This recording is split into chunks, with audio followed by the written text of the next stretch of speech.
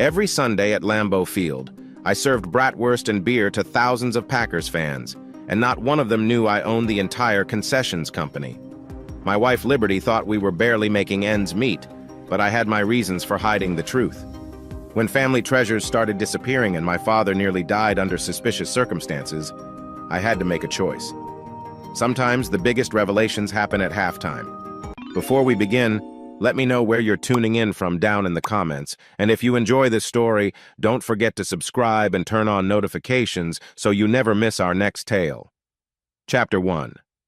The smell of bratwurst and cheese curds still clings to my work shirt as I pull into our driveway on Ashland Avenue.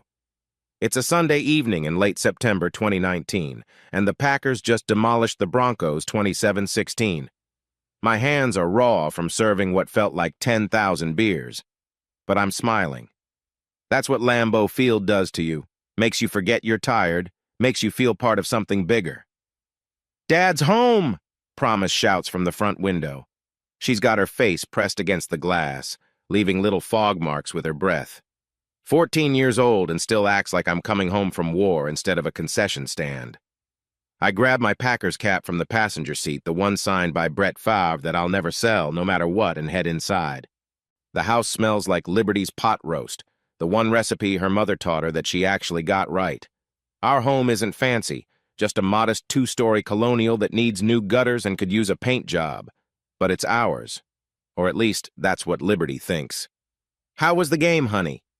Liberty calls from the kitchen. She's wearing that green Packers apron I got her for Christmas 3 years ago, her auburn hair pulled back in a ponytail.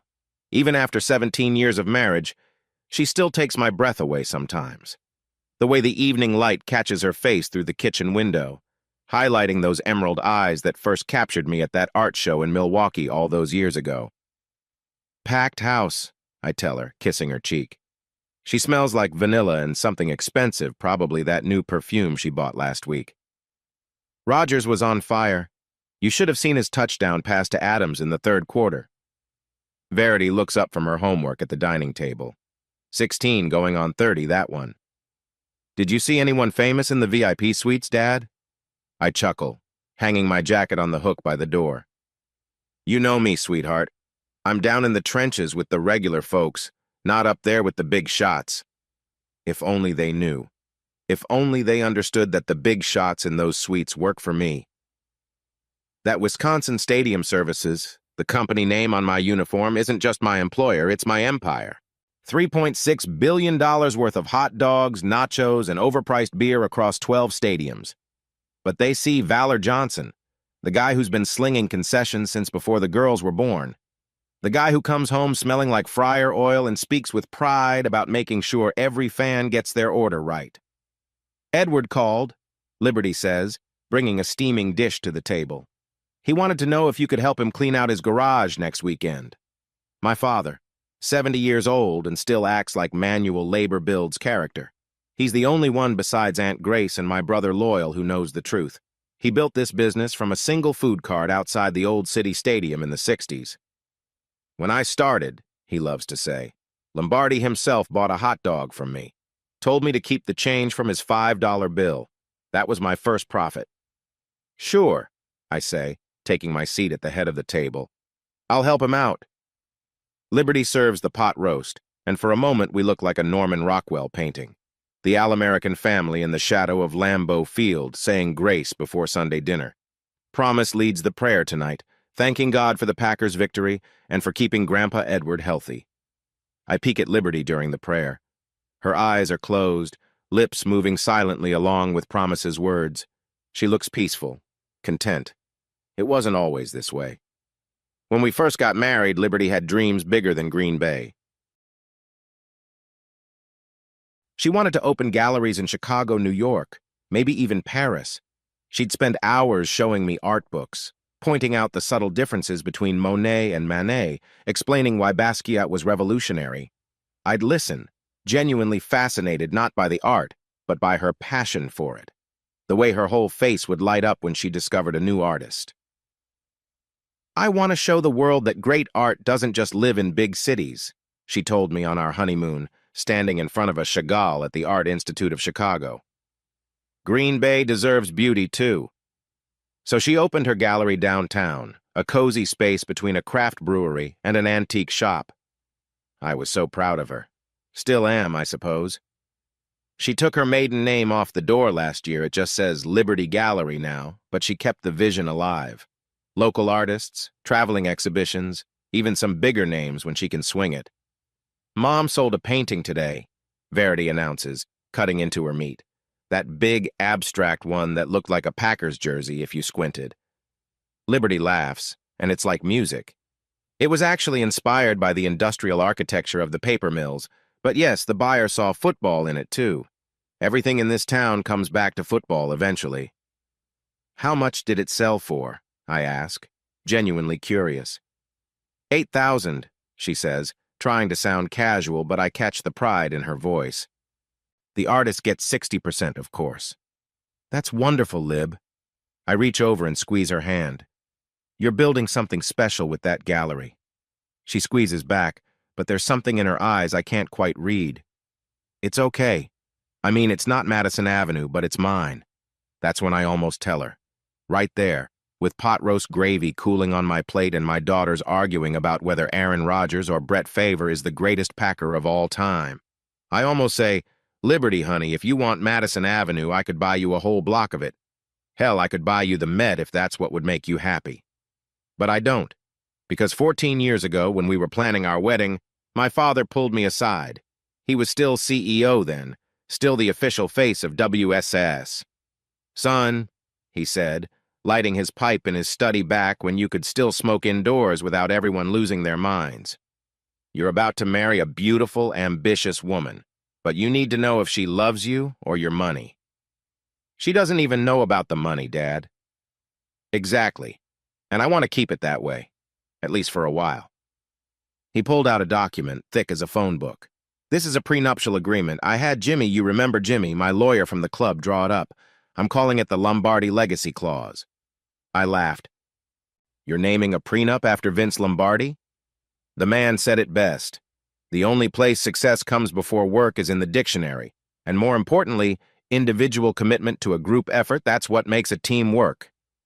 Marriage is a team, Valor.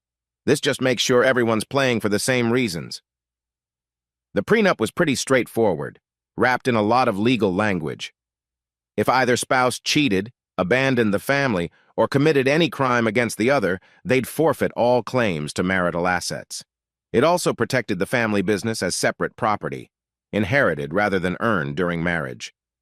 Liberty won't sign this, I told him. She'll think I don't trust her. Then tell her it's to protect her too. Tell her it's family tradition.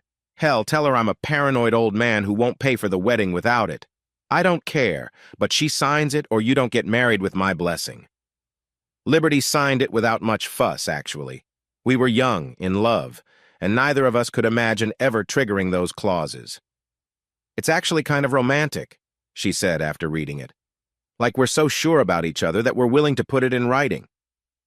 Now, watching her help Promise with her algebra homework after dinner, I wonder if she even remembers that document exists. It's been filed away so long, it's probably yellow at the edges. Just another relic from our early days, like our wedding album or the ticket stubs from our first Packers game together. I'm going to review some catalogs in my office, Liberty announces after the dishes are done. There's an estate sale in Minneapolis next month, some incredible pieces. How incredible? I ask, drying my hands on a dish towel. There's a minor Rembrandt sketch, nothing like what Grace has, of course, but still, the opening bid is $50,000. Aunt Grace. Liberty's eyes always get a particular shine when she mentions my aunt's art collection. Grace Williams, my father's sister, married into old Milwaukee money and became a serious collector. She's got a Caravaggio in her breakfast nook and a genuine Picasso sketch in the powder room, but the Rembrandt, that's her pride and joy. Portrait of an old man, painted in 1630. $20 million of oil and canvas hanging above her fireplace like it's a family photo. Which, in a way, it is. It's been in her husband's family for 3 generations before he passed 5 years ago. You should take Grace to that estate sale, I suggest. She'd love the company. Maybe, Liberty says, but she's already heading upstairs, her mind clearly elsewhere. After everyone's in bed, I sit in my small den, what Liberty calls my man cave, though it's really just a converted bedroom with a desk and too many Packers memorabilia. I pull out my real phone, the one registered to the company, not the personal one Liberty knows about. 17 missed calls, 43 emails. The Broncos game was good for business. We moved almost $2 million in concessions today across all our stadium locations. I could handle all this from an office downtown. Hell, I could handle it from a yacht in the Caribbean if I wanted, but every Sunday during football season, you'll find me at Station 12 in Section 120, wearing the same polyester uniform as kids working their way through college. I know the weight of a full beer keg, the burn of hot nacho cheese on your skin, the way your feet ache after standing on concrete for 9 hours. Why? Liberty asked me once, early in our marriage. Why do they always schedule you for the worst shifts? Someone's got to do it, I told her. Besides, I like being part of the game day experience. The truth is more complicated. My father built this empire by never forgetting where it came from. The moment you think you're too good to serve a hot dog, he told me, is the moment you lose touch with what made you successful. But it's more than that. Down there, in the concession stands, I'm just Valor. Not the CEO, not the billionaire, just a guy doing honest work. It keeps me grounded. It keeps me real. Or maybe I'm just a coward, hiding from my own success. I close the laptop and head to bed. Liberty's already asleep, or pretending to be. She's wearing one of those silk nightgowns she orders from catalogs I'm not supposed to know about. The credit card statements come to my office, everything's in my name for tax purposes she doesn't understand. $300 for sleepwear, $800 for a purse, $2,000 for a weekend gallery conference in Chicago that, according to the receipts, involved more shopping on Michigan Avenue than attending seminars. I don't begrudge her these things. God knows I could afford to buy her the entire magnificent mile if it would make her happy. But there's something about the sneaking, the little deceptions, that nags at me. Like she's living a double life, the one where she's the wife of a working-class guy, and another where she's... What? Who does she think she is when she's walking through Neiman Marcus with shopping bags full of things she'll hide in the back of her closet? I love you, I whisper into the darkness. She shifts slightly but doesn't respond. Maybe she's really asleep. Maybe not. Outside, Green Bay settles into its Sunday night quiet. Tomorrow, the city will wake up and go back to work. The paper mills will churn. The factories will hum. And I'll put on my WSS uniform and head to Lambeau to review inventory, check on staff, and make sure everything's ready for next week's game. Nobody will look twice at the middle-aged guy in the polyester shirt counting boxes in the storage room. That's the thing about secrets, everyone thinks they're the only one keeping them. Liberty has her expensive tastes she thinks I don't know about. I have my empire I've never told her about. We're like two actors in a play, neither one knowing the other's reading from a different script. The last thought I have before drifting off is about that prenup, gathering dust in a safety deposit box downtown. The Lombardi legacy clause. I wonder if Vince Lombardi, the patron saint of Green Bay, ever had to worry about his wife keeping secrets. Probably not. The man who said winning isn't everything, it's the only thing, probably didn't have time for the kind of elaborate deceptions Liberty and I have built our marriage on. But that's the thing about foundations built on secrets, they hold up just fine until they don't. And when they collapse, they take everything with them. I just didn't know yet how soon the cracks would start to show. Chapter 2. The new year arrived in Green Bay the way it always does, buried under 2 feet of snow, and with the Packers in the playoffs. It's January 2022 now, and something's different in our house. Not different like the walls are a new color or we got new furniture.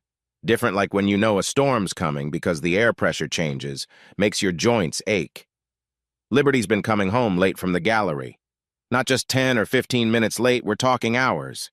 Tonight it's almost 9 when I hear her key in the lock. I'm sitting at the kitchen table with Promise, helping her with a history report on Vince Lombardi because, of course, every kid in Green Bay eventually writes a report on Vince Lombardi. Mom! Promise jumps up, abandoning her laptop. We saved you dinner. Liberty breezes in, bringing the cold with her. Her cheeks are flushed, and she's wearing a new coat I haven't seen before. Cashmere, from the look of it.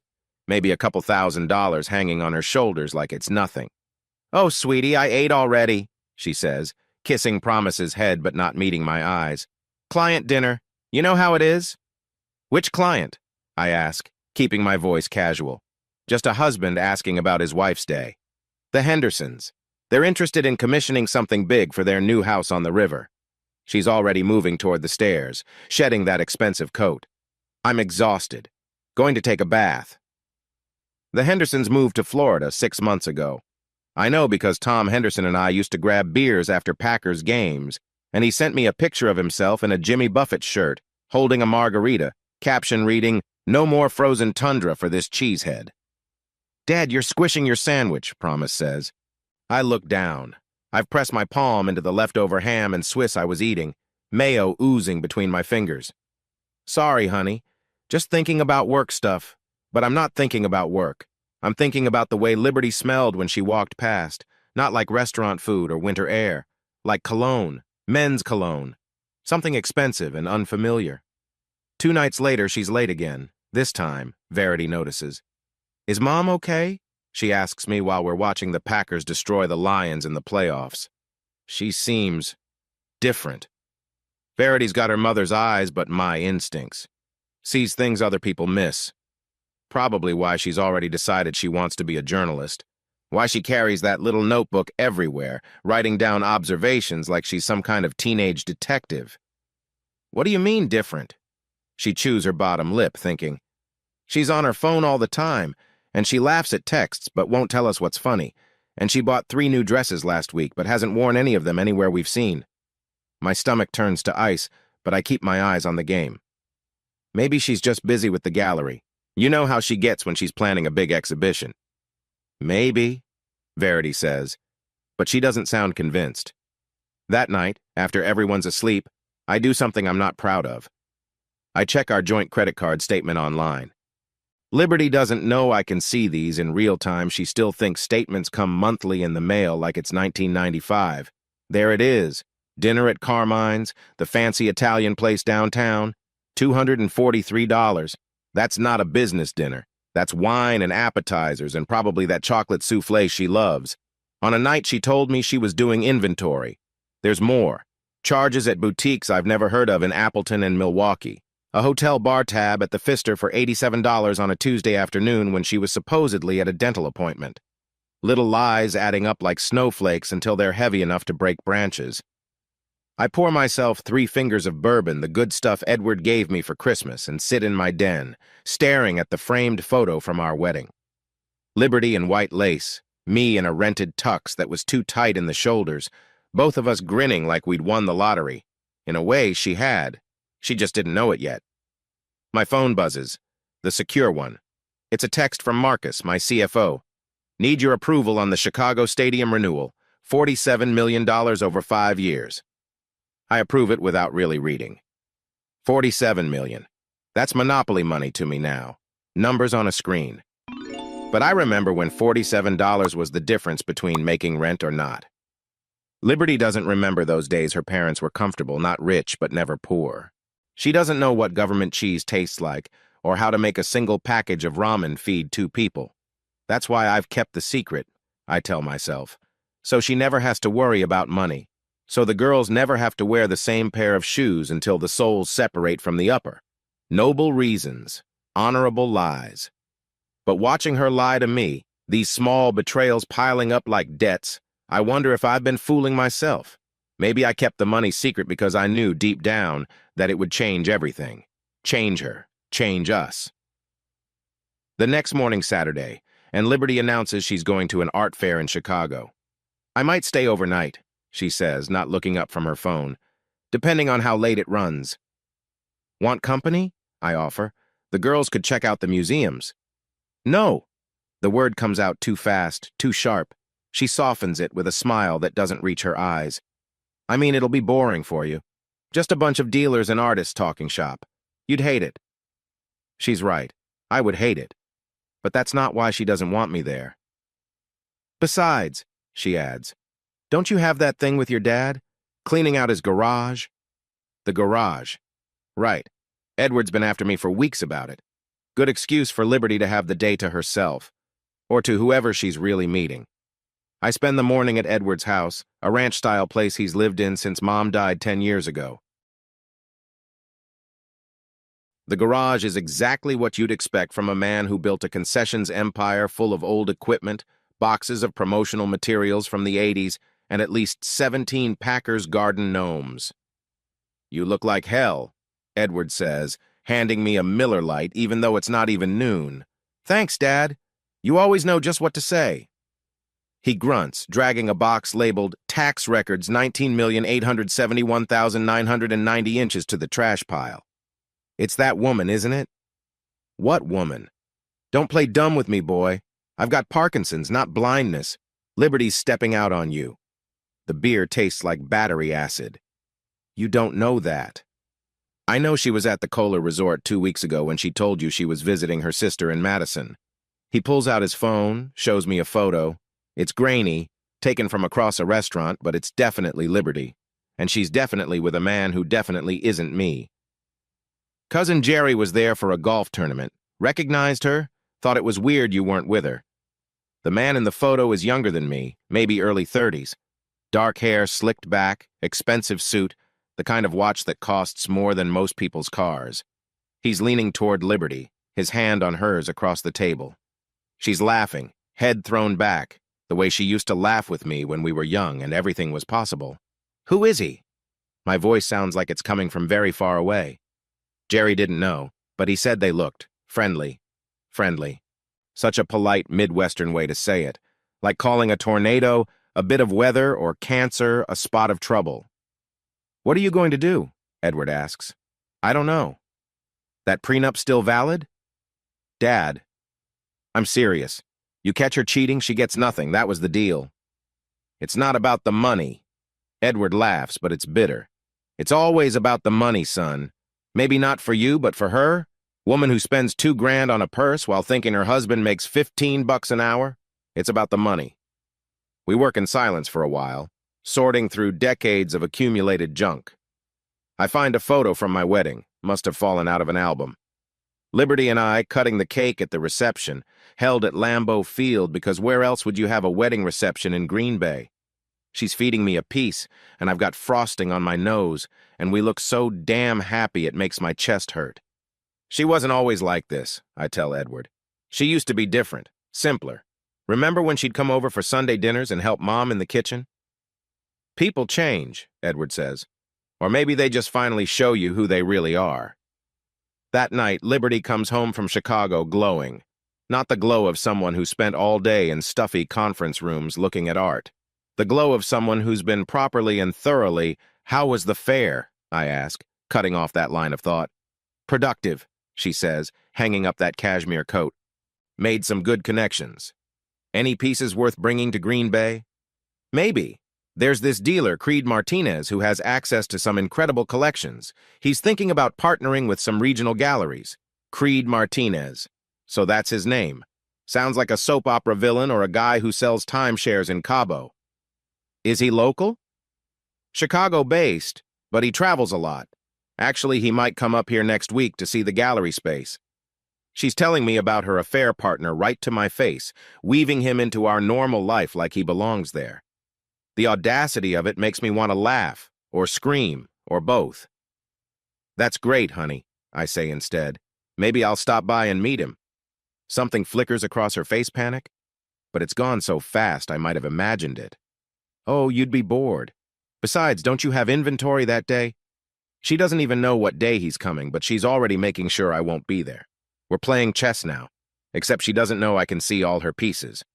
That night, she falls asleep early, exhausted from her productive day in Chicago. Her phone sits on the nightstand, face down. I could look. I could confirm everything right now. But I don't. Because once I know for sure, really know, there's no going back. Instead, I go to my den and pull out the prenup, reading it for the first time in years. The language is dense, legal, but the core is simple. Betrayal voids everything. Infidelity, criminal action against the family, abandonment. Any of these triggers and the betraying party walks away with exactly what they brought to the marriage. In Liberty's case, that would be some art history textbooks and a beat-up Honda Civic that died years ago. There's a knock on my door. Verity peeks in. Dad? Can't sleep? Just doing some paperwork. What about you? She comes in, sits in the old leather chair across from my desk. I was thinking about Mom. What about her? Is she having an affair? The question hits like a slap. I try to keep my face neutral. Why would you ask that? I'm not stupid, Dad. The late nights, the new clothes, the way she smiles at her phone. Either she's having an affair or she's been recruited by the CIA, and I'm pretty sure the CIA has better taste in handbags. Despite everything, I laugh. When did you get so cynical? Journalism camp last summer. They taught us to question everything. She pulls her knees up to her chest, looks so young despite her 16 years. Are you and Mom going to get divorced? I don't know, I tell her, because lying to my daughter seems worse than admitting uncertainty. I hope not. But if she is cheating, then things will change. Promise won't handle it well. She still believes in true love and happily ever after. And you don't? Verity shrugs. I believe in what I can verify. And right now, I can verify that Mom's being shady and you're being sad, and our family feels like it's standing on thin ice. Thin ice. In Green Bay, we know about thin ice. How it looks solid until it's not. How it cracks without warning. How once you fall through, the cold takes your breath away and makes it hard to think straight.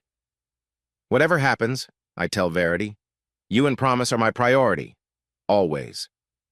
She nods, stands to leave, then turns back. Dad, that paper you're reading? It's upside down. After she's gone, I flip the prenup right side up, though the words blur through what I refuse to admit are tears. Outside, snow starts to fall, covering Green Bay in a fresh white blanket that makes everything look clean and new. But underneath, the ground is still frozen, still hard, still unforgiving. The Packers lost in the playoffs that year. But that wasn't the loss that would define 2022 for me. That was still coming, building like winter storms over Lake Michigan, gathering strength before making landfall. I just wish I'd paid more attention to the weather warnings. Chapter 3. May in Green Bay is fool's gold. The sun comes out, temperatures hit the 60s, and everyone pretends winter won't come back to slap us around in a few months. It's the kind of false hope that makes you think everything's going to be okay. Even when your wife is setting up gallery galas with her affair partner and calling it business. You sure you want to come? Liberty asks for the third time, adjusting her earrings in our bedroom mirror. It's going to be a lot of art talk. You know how you get when people start debating abstract expressionism. I want to support you, I say, struggling with my bow tie. Truth is, I'd rather watch paint dry literally than spend 3 hours listening to people discuss the emotional weight of brushstrokes. But Creed Martinez will be there, and I need to look this bastard in the eye. Here, let me. Liberty crosses the room and fixes my tie with practiced efficiency. Her fingers brush my neck, and for a second, it's like we're young again, getting ready for some faculty party at the college where she used to teach art history before the girls were born, before the secrets, before Creed. There, she says, stepping back. You clean up nice for a concessions guy. It's meant as a joke, but it lands wrong. She doesn't know I own the company, doesn't know I could buy every piece of art at tonight's auction without blinking. The irony tastes bitter as day-old coffee. The gala's at the Lambeau Field atrium of all places. Liberty pulled strings to get the venue, trading on the Johnson name without realizing how much weight it actually carries. I signed off on it myself through WSS, though she thinks some mid-level manager approved it as a community outreach thing. Ladies and gentlemen, Liberty's voice carries across the room 2 hours later. I'd like to introduce my co-host for tonight's auction, Creed Martinez from Chicago's Martinez Fine Arts. And there he is. The man from Edward's photo, except in person, he's somehow worse. Taller than me, younger, with the kind of aggressive handsomeness that belongs on cologne advertisements. His suit probably costs more than Liberty thinks I make in a month. He takes the microphone from my wife, and their fingers touch for a beat too long. Thank you, Liberty, he says, and the way he says her name like he's tasting wine makes me want to put my fist through his veneered teeth. Or should I say, Libby? Libby. Nobody calls her that. Nobody's ever called her that. It's intimate, proprietary, like he's marking territory right in front of me and 200 other people. I drift toward the bar, order a bourbon that I don't drink, just hold it so my hands have something to do besides forming fists. That's when I hear it, Liberty on her phone, stepped out onto the atrium's balcony, thinking she's alone. No, we can't talk about that now. Not here. Tomorrow, same spot. She ends the call quickly, composes herself, and walks back into the party like nothing happened. 30 seconds later, she's at my side, sliding her arm through mine. Having fun? She asks, all warmth and wifely concern. Loads, I lie. Come on, I want you to meet Creed. She guides me through the crowd like I'm a prize heifer at the county fair. Creed's holding court near a massive abstract painting that looks like someone sneezed primary colors onto canvas. He sees us coming and his smile gets wider, showing too many teeth. You must be Victor, he says, extending his hand. Valor, I correct, gripping his hand harder than necessary. Of course, my apologies. Liberty talks about you all the time. Funny, she's just started mentioning you. There's a beat of tension, like the moment before a bar fight when everyone's deciding whether to throw punches or buy another round. Liberty laughs, too bright, too forced. Valor's not much of an art person, she says, like she's apologizing for me. He's more of a sports guy. Nothing wrong with that, Creed says, but his tone suggests otherwise. We all have our interests. The way he looks at Liberty when he says interests makes it clear exactly what his are. I excuse myself, claiming I need air, and end up in the parking lot calling Loyal from my truck. How's the fancy art thing? My brother asks. I can hear a game on in the background, Brewers, probably. Liberty's boyfriend is here.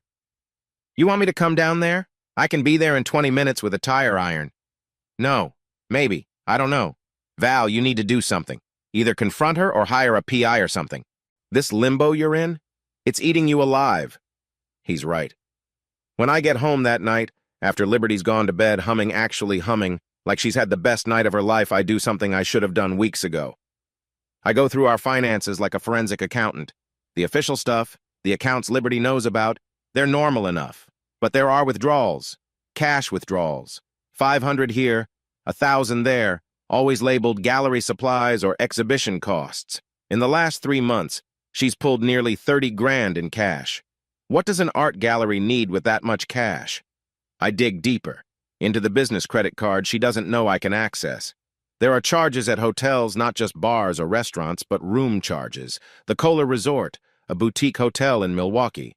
The Ambassador in Chicago, on nights she was supposedly at her sister's. My phone buzzes. Text from an unknown number. Your wife looked beautiful tonight. I stare at it for a full minute before another comes through. This is Creed. Liberty gave me your number in case of gallery emergencies. Hope you don't mind.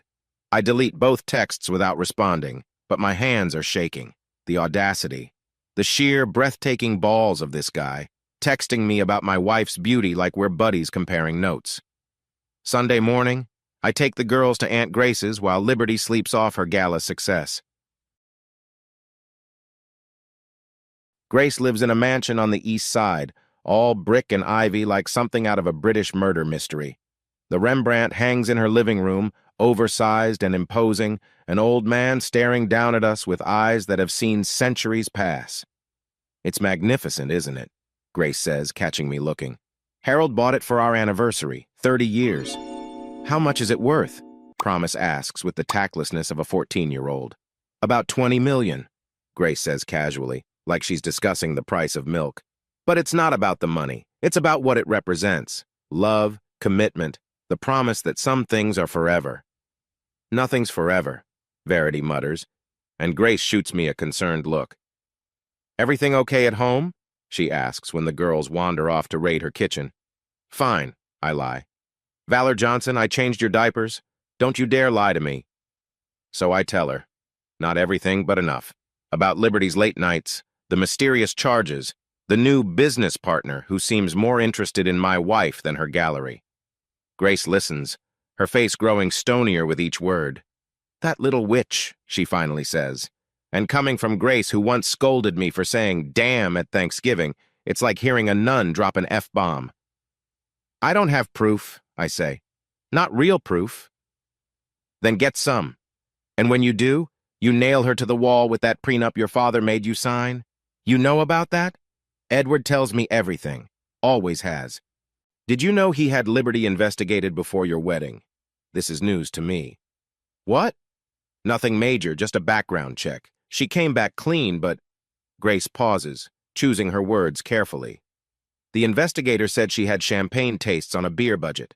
His exact words were, "This one's looking for a meal ticket." Why didn't anyone tell me?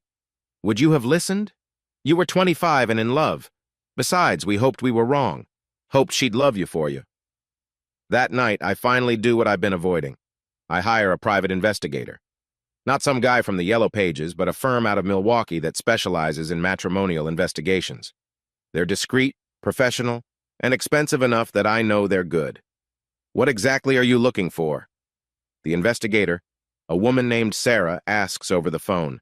The truth, I tell her, whatever that turns out to be. Tuesday, Liberty announces she's going to Minneapolis for an estate sale. There's a collection being liquidated, some really impressive pieces. I might be gone overnight depending on how late the auction runs. Which hotel? I ask, casual as I can manage. Oh, I haven't booked anything yet. Might just drive back if it doesn't run too late. Sarah texts me that night.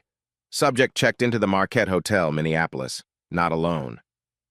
The next morning, when Liberty comes home with stories about the amazing art she saw, I smile and nod and make breakfast like always. But something shifted. I'm not the husband anymore. I'm the investigator, gathering evidence, building a case.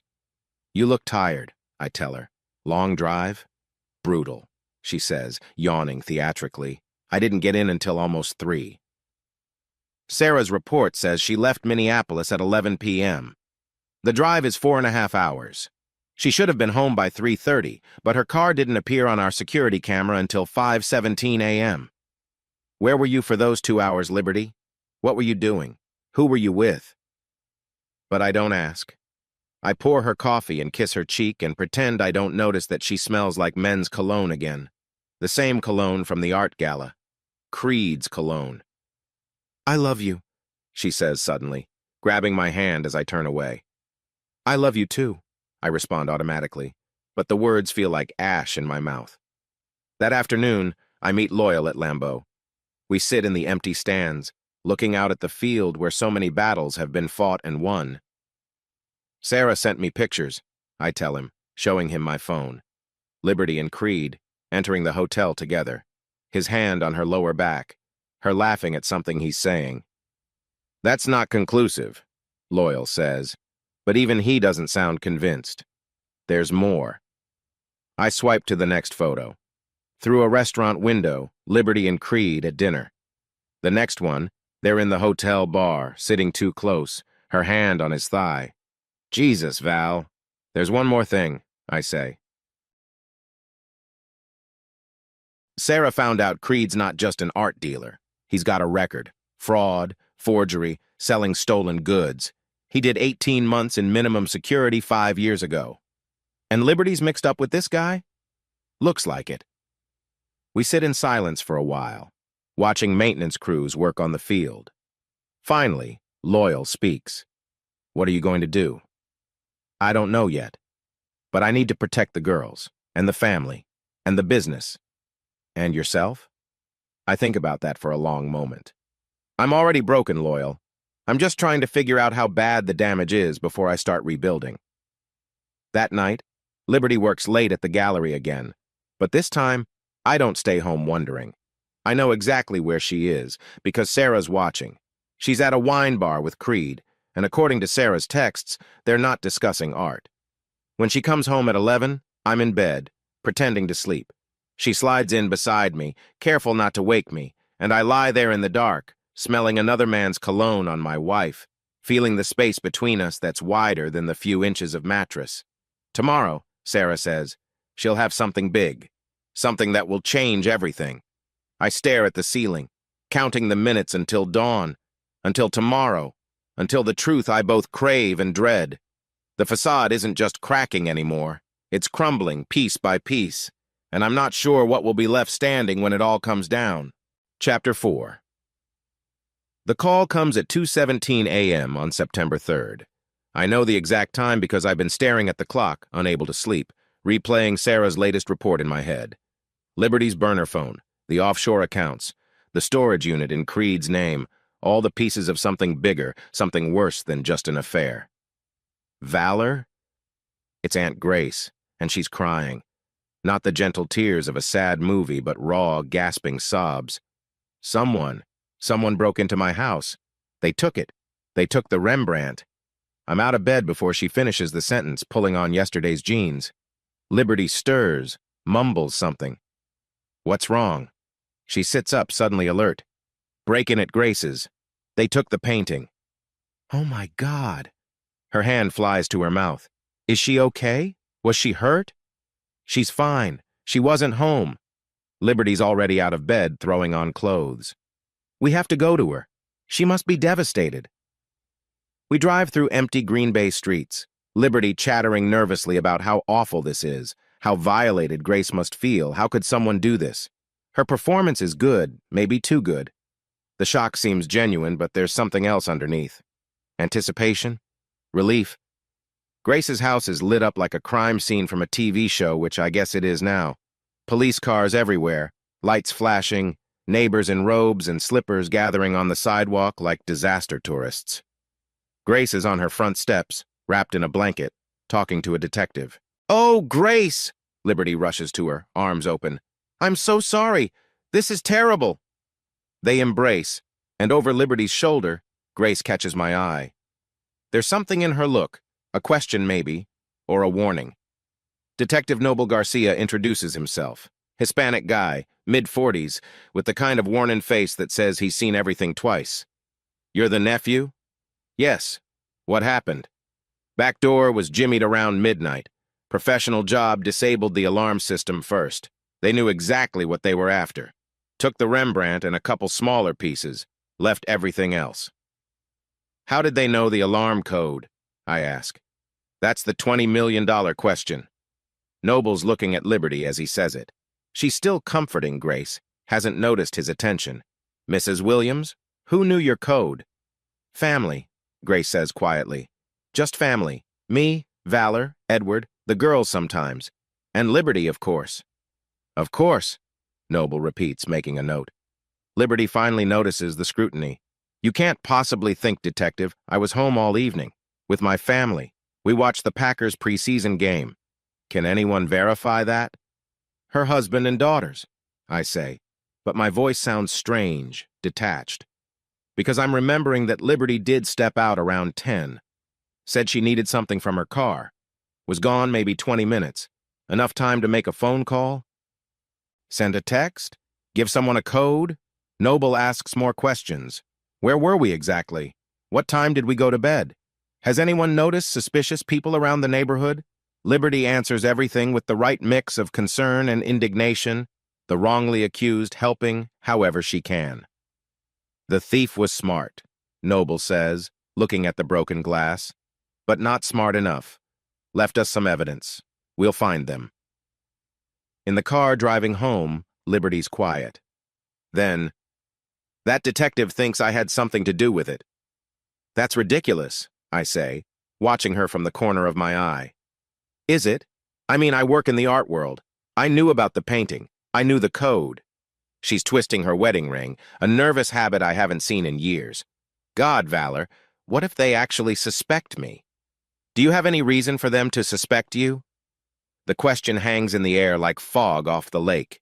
She turns to look at me, really look at me, for the first time in months. "What's that supposed to mean?" "Nothing. I'm just asking."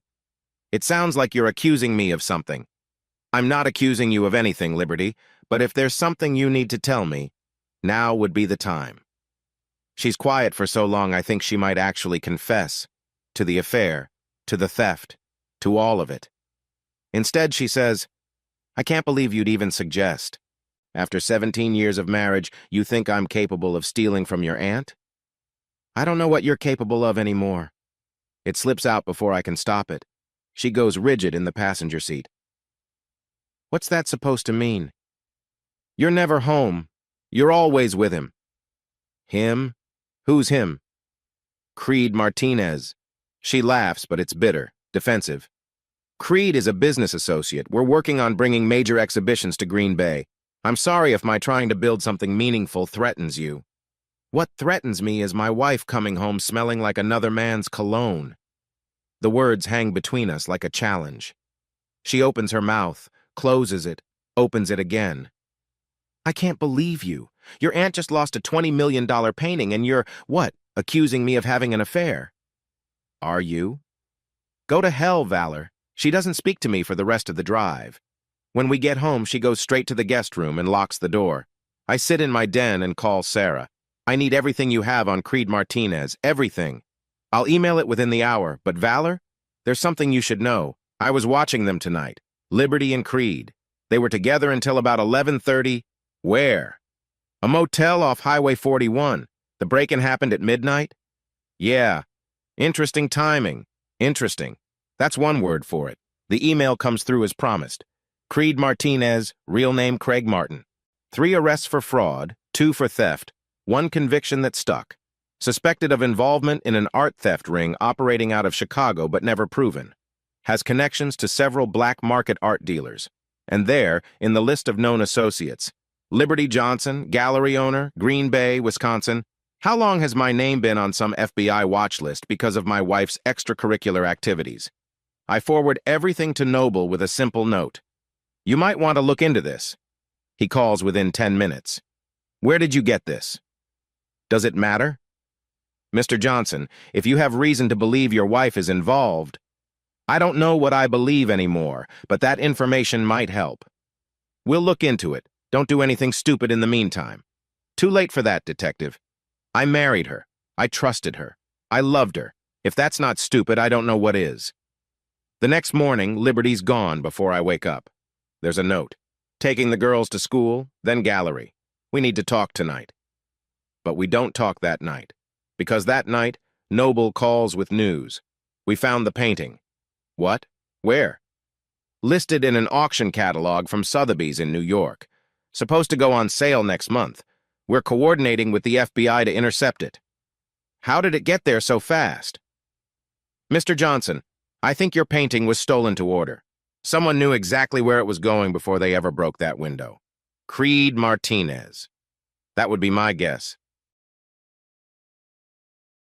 Him and whoever's helping him on the inside. He doesn't say Liberty's name, but he doesn't have to. That night, I do something I never thought I'd do. I search Liberty's closet while she's at book club or wherever she really is. Behind her shoes, behind the boxes of designer handbags I'm not supposed to know about, I find it. A shoebox. Inside, cash. Bundles of hundreds, rubber banded together like in the movies. There must be $100,000 here. Maybe more. My hands are shaking as I count it.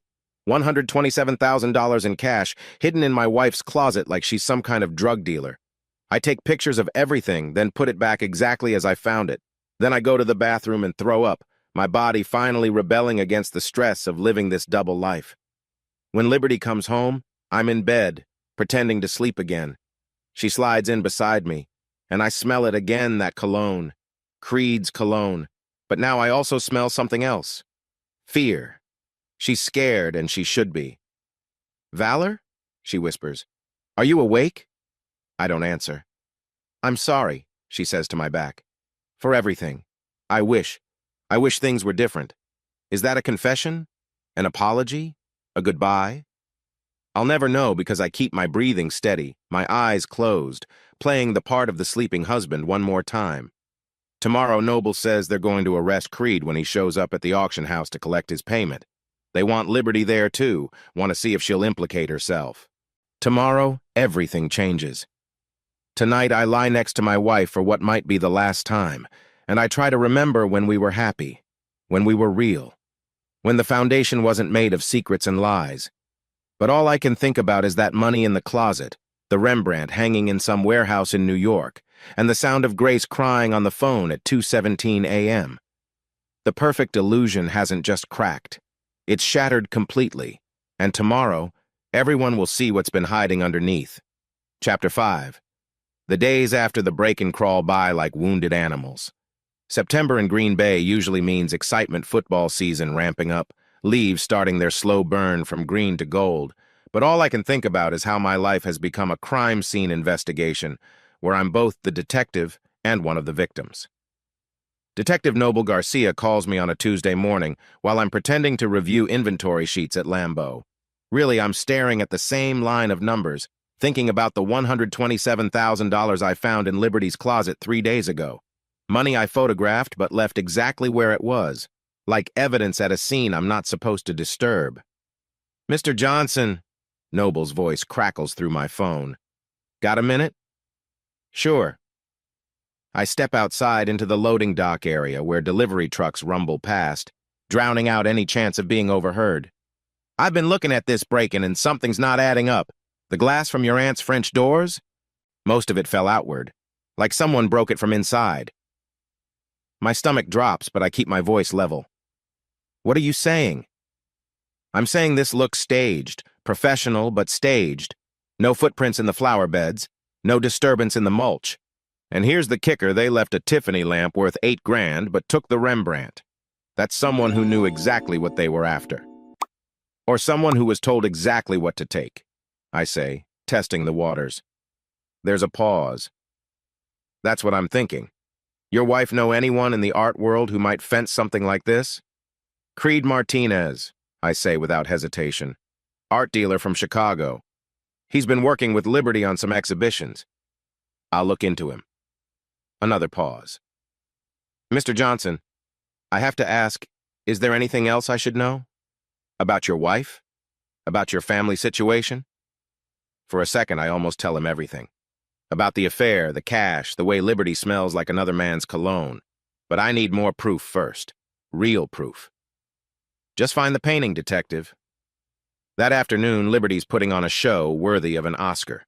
She's at the house when I get home, surrounded by notebooks and her laptop, playing the concerned niece-in-law to perfection. Destiny Thompson's news van is parked outside Liberty Calder, of course. Nothing like a little publicity to establish your innocence. "Valor!" Liberty jumps up when I walk in, wrapping her arms around me like we're newlyweds. "Destiny's here to do a segment on the theft. I thought if we got the word out, maybe someone would come forward with information." Destiny Thompson is everything you'd expect from a local news reporter, blonde, sharp-eyed, hungry for a story that might get her to a bigger market.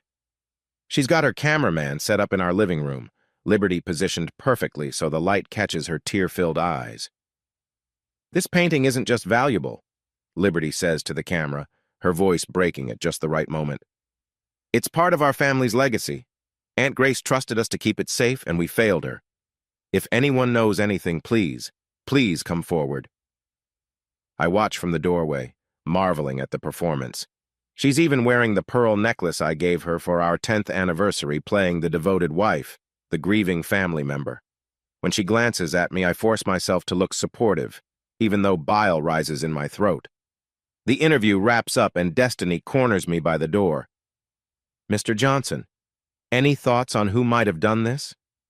"Someone who knew exactly what they wanted," I say, looking directly at Liberty. She doesn't flinch. That evening, after Promise has gone to bed and Liberty's locked herself in her home office, formerly our guest room, now her private sanctuary, Verity knocks on my den door. "Dad, can I talk to you?" She looks nervous, shifting from foot to foot like she did when she was little and had broken something. "What's wrong, sweetheart?" "I need to show you something, but you have to promise not to freak out." My heart starts racing. "Verity, what? Just come with me, please." She leads me to the master bedroom, mine and Liberty's room. The door to Liberty's walk-in closet is open. Verity points to the top shelf, behind Liberty's collection of designer bags I pretend not to know about. "I was looking for that cashmere scarf Mom borrowed from me last month," she explains. "I knew she'd hidden it up there because she always hides things she borrows from me there, but I found something else." She pulls down a shoebox. Not the one I found with $127,000. A different one, heavier. "Open it," she whispers. Inside, bundled in neat stacks with bank bands still on them, is more cash than I've ever seen outside of a vault. The bills are crisp, sequential, $100 bills that smell like fresh ink and betrayal. Jesus Christ, I breathe. Dad, there's more! Verity pulls down another box, then another. 3 boxes total. We counted in my den with the door locked and the blinds drawn. $1 million. Almost exactly $1 million in cash, hidden in my wife's closet like she's some kind of cartel wife in a Netflix series. Why does Mom have this? Verity's voice is small, scared. At 16, she understands enough to know this isn't normal, isn't right. I don't know, I lie, but my mind's racing. This is way more than the $127,000 I found. Liberty's been busy. But I need you to keep this between us for now. Can you do that? Dad, is Mom. Is she involved in something bad? I look at my daughter so much like her mother in looks, but with my father's honest heart, and make a decision. I think so, sweetie. I think she might be. Verity nods, tears streaming down her face. It's about the painting, isn't it? And that Creed guy? Sometimes I forget how observant teenagers are, how they see everything, even when adults think they're absorbed in their phones and their friends. What do you know about Creed? I ask carefully. I saw them, she says quietly. Last month, at that coffee shop on Monroe. They were close, really close. Mom saw me through the window and came outside, made up some story about discussing gallery business. But Dad, the way he was looking at her. I know, I say, pulling her into a hug. I know. We photograph everything, every bundle, every serial number we can catch. Then we put it all back exactly as we found it. Verity's hands shake as she replaces the boxes. What are we going to do? She asks. We're going to get justice, I tell her. But we need to be smart about it. Your mom can't know we found this. What about Promise? Should we tell her? Not yet. She's too young. Let's protect her as long as we can. That night, I call Loyal from my truck, parked at a gas station 5 miles from home. Val, it's almost midnight. What's wrong? Verity found $1 million in Liberty's closet. Silence. Then, holy shit. Yeah. That's the painting money, has to be. But it's not enough. The Rembrandt's worth $20 million. This is just Liberty's cut. Or a down payment. Or she's planning to run. Loyal finishes. Val, you need to get the girls out of there. And go where? If I leave, if I take them, she'll know I'm onto her. No, we play this smart. I've got a meeting with Justice Anderson tomorrow. We're going to lock down everything legally before she can disappear with the money. And Noble? You gonna tell him about the cash? Not yet. I need more evidence first. Need to connect all the dots. The next morning, I meet Justice at his office, a sleek space in downtown Green Bay that screams successful lawyer. Justice and I went to high school together, back when he was just Andy Anderson and I was the kid who worked at his dad's restaurant on weekends. Valor Johnson, he says, standing up from behind his massive desk. Been too long. Though I have to say, I was surprised to get your call. Everything okay? I lay it all out, the affair, the theft, the money. Justice's expression grows more serious with each revelation. When I show him the photos of the cash, he whistles low. That's significant. And you said the prenup has an infidelity clause? I hand him the document. He reads through it, lawyer brain clearly working overtime. This is ironclad, he says finally. Your father's attorney did good work. If we can prove infidelity and criminal activity, Liberty walks away with nothing. But Valor, we need real proof, not just suspicion. I'm working on that. Work faster. If she's got $1 million in cash, she's planning something. People don't keep that kind of money around unless they're planning to run. That afternoon, Aunt Grace calls me. She's been staying with her sister in Door County, too shaken to be in her house alone. Valor, I just got the strangest call from an auction house in New York. My blood turns to ice. What kind of call? They wanted to verify the provenance of my Rembrandt. Said someone was trying to sell it through their October auction. Can you believe it? My painting, already in New York. Grace, this is huge. Did you get the person's name, the auction house? Sotheby's. They said it was listed by a private dealer, someone named C. Martinez. Creed. The bastard's not even trying to hide. Grace, I need you to forward me everything they sent you. Don't talk to anyone else about this, okay? Not even Liberty. Especially not Liberty, Grace says, and there's something in her voice, suspicion, maybe, or disappointment. Valor, is there something you need to tell me? Soon, Grace, I promise. Soon. I forward everything to Noble, who calls within minutes. "This is it," he says, excitement creeping into his professional tone. "This is the smoking gun. We can trace this. The FBI's art crime team is going to want in on this. Do it. Whatever it takes." "Mr. Johnson, I have to ask, your wife books any trips recently? Anything unusual?" I check our shared calendar on my phone. There it is, plain as day. NYC Gallery Conference, October 15-17. The auction is October 16th. She's planning to be in New York for the auction, I tell Noble. Then we'll be ready for her. That night, Liberty's practically glowing at dinner. She chatters about the gallery, about a new artist she's discovered, about anything except the $1 million in her closet or the stolen painting heading for auction. "I've got that New York trip coming up," she mentions casually, cutting her chicken into precise little pieces. "The gallery conference, remember?" "Right," I say. "Want me to come with you? Could be fun." Her fork pauses midway to her mouth. "Oh, honey, you'd be so bored. It's all panel discussions and networking. Besides, someone needs to stay with the girls." "They're old enough to stay with Loyal for a weekend." "Really, Valor, it's fine. I'll only be gone 2 nights. 2 nights to sell a stolen $20 million painting and disappear with her lover. Not on my watch." After dinner, I catch Promise looking at her mother strangely. "You okay, sweetheart?" I ask. "Mom's acting weird," she says simply. "Happy weird, like when she knows something we don't." Even my 14-year-old can see through Liberty's mask now. The facade isn't just cracking, it's crumbling, and everyone can see the ugly truth underneath. That night, I lie awake planning. The New York trip is in 2 weeks. 2 weeks to gather enough evidence to destroy Liberty's scheme and save my family. 2 weeks to prepare for war. Chapter 6.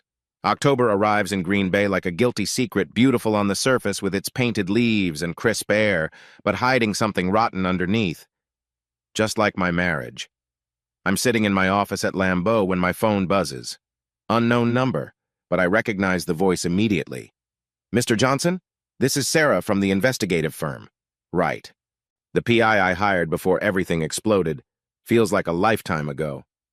"I have something you need to see," she continues. "Can you meet me? Privately?" An hour later, I'm in a diner off Highway 41, the kind of place where truckers grab coffee and nobody asks questions. Sarah's in a corner booth, laptop open, looking like any other remote worker except for the way her eyes scan the room every few seconds. "I've been tracking your wife and Martinez," she says without preamble, sliding a folder across the table. "These were taken 3 nights ago. The photos are damning. Liberty and Creed at a storage facility in Appleton. The next shot shows them loading something large and flat into a climate-controlled unit, something wrapped in blankets that could very well be a painting. There's more." Sarah opens her laptop, shows me a video. It's grainy, shot from a distance, but the audio is clear. Liberty's voice carries across the empty storage facility. "Once the auction's done, we're free," she's saying. $12 million for my cut, right?" "15, Creed's voice responds. "Price went up. Private buyers interested. $15 million.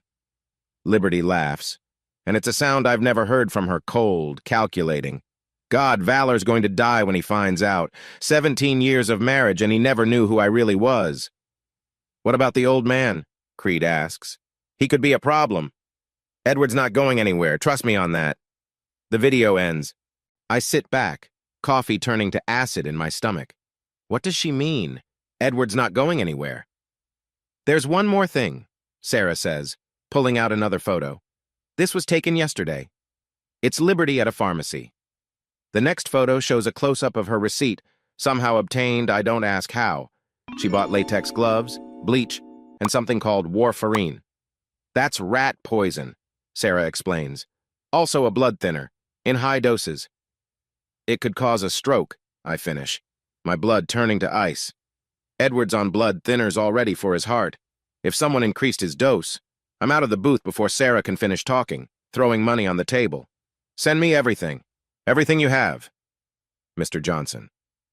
But I'm already gone, speeding toward my father's house with my heart hammering against my ribs. The pieces are falling into place now. Liberty's confidence, her comment about Edward not going anywhere, the pharmacy receipt, She's planning something. Or maybe she's already done it. Edward's house looks normal when I pull up lawn mowed, newspapers collected. But when I knock, there's no answer. His car's in the driveway. Dad? I use my key, step inside. Dad, you here? I find him in his recliner, and for one horrible second, I think I'm too late. Then he snores, and I nearly collapse with relief. Dad? I shake his shoulder gently. Dad, wake up. His eyes flutter open, confused. Valor? What time is it? 2 in the afternoon. Dad, have you taken your medication today? Liberty gave it to me this morning. Nice of her to stop by. My blood runs cold. She was here? This morning? Brought me breakfast. Said you were busy with work. He yawns. Feel tired, though, more than usual. I check his pill organizer. Today's compartment is empty, but when I check the warfarin bottle, it's fuller than it should be. She's been doubling his dose, maybe tripling it.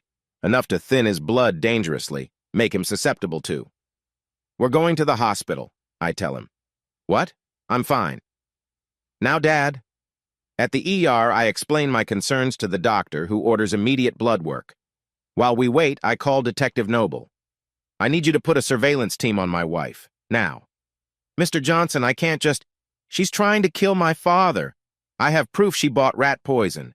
She's been giving him extra blood thinners, please. There's a pause. Send me what you have. I'll see what I can do. The blood work comes back 2 hours later. Edward's INR levels the measure of how thin his blood is are dangerously high. Any bump, any fall, could cause internal bleeding, a stroke, death. We're admitting him, the doctor says. We need to stabilize his levels. He's lucky you brought him in when you did. Lucky. If Sarah hadn't found that receipt, if I hadn't connected the dots. I sit by Edward's bedside as they hook him up to IVs. It was Liberty, wasn't it? He says quietly. She's trying to hurt me. Dad, I'm not stupid, son. Confused, maybe, but not stupid. She's been coming by more often, always with my pills, always watching me take them. His eyes, roomy but sharp, meet mine. What else has she done? So I tell him. All of it. The affair, the theft, the money. By the time I'm done, his face is granite. That woman, he says slowly, is going to pay for this. She is, I promise. When? Soon. The FBI is tracking the painting. When she goes to New York, not good enough. Edward struggles to sit up. She came after me, Valor. Tried to kill me to get to your money. The money she doesn't even know you have. Dad, please, let me handle this. The Packers game, he says suddenly. October 16th, Bears game. What about it? You own the stadium concessions. You have connections. Make it public. Make it so she can't run, can't hide. His grip on my hand is surprisingly strong. Vince Lombardi said the best offense is a good offense. Time to go on offense, son. I think about it. A public confrontation. Thousands of witnesses. Liberty couldn't run, couldn't spin it, and Creed would be there. Liberty mentioned bringing him to the game, probably as cover for their New York trip. It's risky, I say. So is letting her poison me, Edward counters. Besides, you think those FBI boys are going to let her get on a plane to New York? This way, you control the narrative. You expose her for what she is. My phone buzzes. Noble. We have a problem, he says without preamble. Creed Martinez just booked a flight to Brazil. One way. The auction's in 5 days, and he's planning to run right after. What about Liberty? Her ticket to New York is one way too, filed under her maiden name. They're going to run, take the money from the painting and disappear, leaving me to explain to my daughters why their mother abandoned them. Detective, I have an idea, I say, looking at Edward, but I'm going to need your help. The next 3 days are a whirlwind of planning. I meet with Noble and 2 FBI agents in a conference room at the Green Bay police station. Justice is there too, making sure everything we're planning is legal. You want to confront them at a Packers game? Agent Rivera asks, skepticism clear in her voice. At halftime, publicly. They'll both be there. Liberty thinks it's just a family outing before her conference. And Creed's supposed to be her guest. It's risky, Agent Chen warns. They could run. Where? There'll be 80,000 people and how many security guards? Plus, you'll have agents in place. They won't get far. Noble leans forward.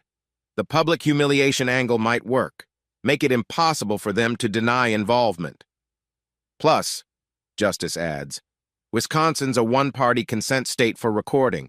Mr. Johnson can record any conversation with his wife legally. I want more than a conversation, I say. I want a confession. In front of everyone. They exchange glances. Finally, Rivera nods. We'll coordinate with stadium security. But Mr. Johnson, if this goes sideways, it won't. I know my wife. She won't be able to resist defending herself, and when she does, she'll slip up. She always does when she's cornered. That night, I'm in my den when Verity knocks. Dad? I heard you talking to Mom about the Bears game. Are we really all going?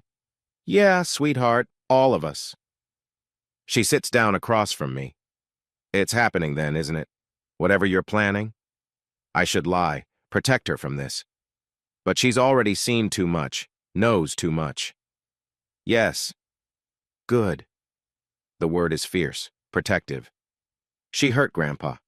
Promise told me what happened at the hospital, how you had to rush him there. Mom did that? We think so. Then she deserves whatever's coming. She pauses. Promise knows something's wrong. She's not stupid, Dad. Maybe you should talk to her. So I do. That night, I sit both my girls down and explain in broad strokes what's going to happen. Not all the details, but enough. Promise cries. Verity holds her, looking older than her 16 years. Why? Promise asks through her tears. Why would Mom do this? I don't know, baby. Sometimes people aren't who we think they are. But she's our mom. I know, and that's not going to change. But she's made some terrible choices, and there are consequences for those choices. Will she go to jail? Promise asks. Probably. Good, she says, and the fierceness in her voice matches her sister's. She hurt Grandpa. She stole from Aunt Grace. She deserves it. The next morning, Liberty's humming in the kitchen, making breakfast like she doesn't have a care in the world, like she didn't try to poison my father, like she's not planning to disappear with her lover in 3 days. You're in a good mood, I observe, pouring coffee. Why shouldn't I be? Beautiful day, family game tomorrow, and then my conference. She smiles, but it doesn't reach her eyes. Hasn't for months, I realize. Oh, I invited Creed to join us at the game. You don't mind, do you? He's never been to Lambeau. Sure, I say, matching her fake smile. The more the merrier. She kisses my cheek, and I smell that cologne again. Creed's cologne. After tomorrow, I'll never have to smell it again. I love you, she says, the lie falling from her lips as easily as breathing. I know, I reply, and for once, I'm telling the truth. I know exactly what her love is worth. Nothing. Chapter 7. The morning of October 13th starts like any other, except I know it's the beginning of the end. Liberty's making coffee, humming that song she's been humming for weeks. I finally placed it. Money, by Pink Floyd. How fitting. I'm going to take your dad for his walk today, she announces, not looking at me. He seemed lonely when I saw him yesterday. When she'd already been dosing him with extra blood thinners for God knows how long. That's nice of you, I say, my voice neutral. What I don't tell her is that Edward's still in the hospital, that we've set up a sting. The Edward she'll be visiting is actually Officer Thomas, made up to look like an elderly man. We need to catch her in the act, but Promise ruins everything. She bounds into the kitchen, backpack slung over one shoulder. Mom, can you drop me at Jessie's after Grandpa's walk? Her mom's taking us to the mall. Of course, sweetie, Liberty says, ruffling Promise's hair. My phone buzzes. Text from Noble. Abort. Can't risk your daughter being there. Shit. Actually, I say quickly, I can take Promise. I'm heading that way anyway. Liberty frowns. I thought you had inventory today. Rescheduled. She studies me for a moment, and I see something flicker in her eyes. Suspicion? But then she shrugs.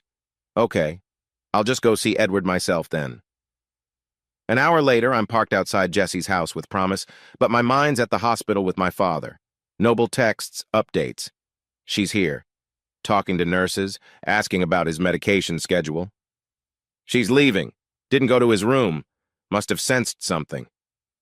When I get to the hospital, Edward's agitated. She knows, he says. Liberty knows something's up.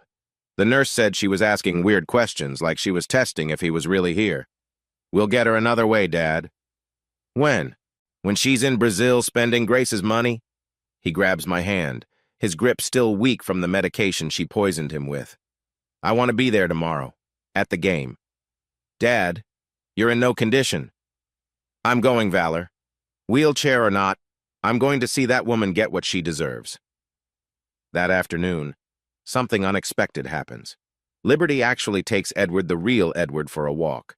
She picks him up from the hospital, all smiles and concern, playing the dutiful daughter-in-law. Noble calls me, frantic. We discharged him this morning for outpatient treatment. She signed him out for a therapeutic walk. We've got units following them, but I'm already in my truck, speeding toward Riverside Park where Edward likes to walk. The same park where my mother used to take us to feed the ducks. The same park where Liberty's about to try to kill my father. I see them before they see me. Liberty's pushing Edward's wheelchair slowly along the path. Too slowly. They stop by a bench overlooking the Fox River, and she's talking, but I'm too far away to hear. Then it happens. Edward clutches his chest, his face contorting.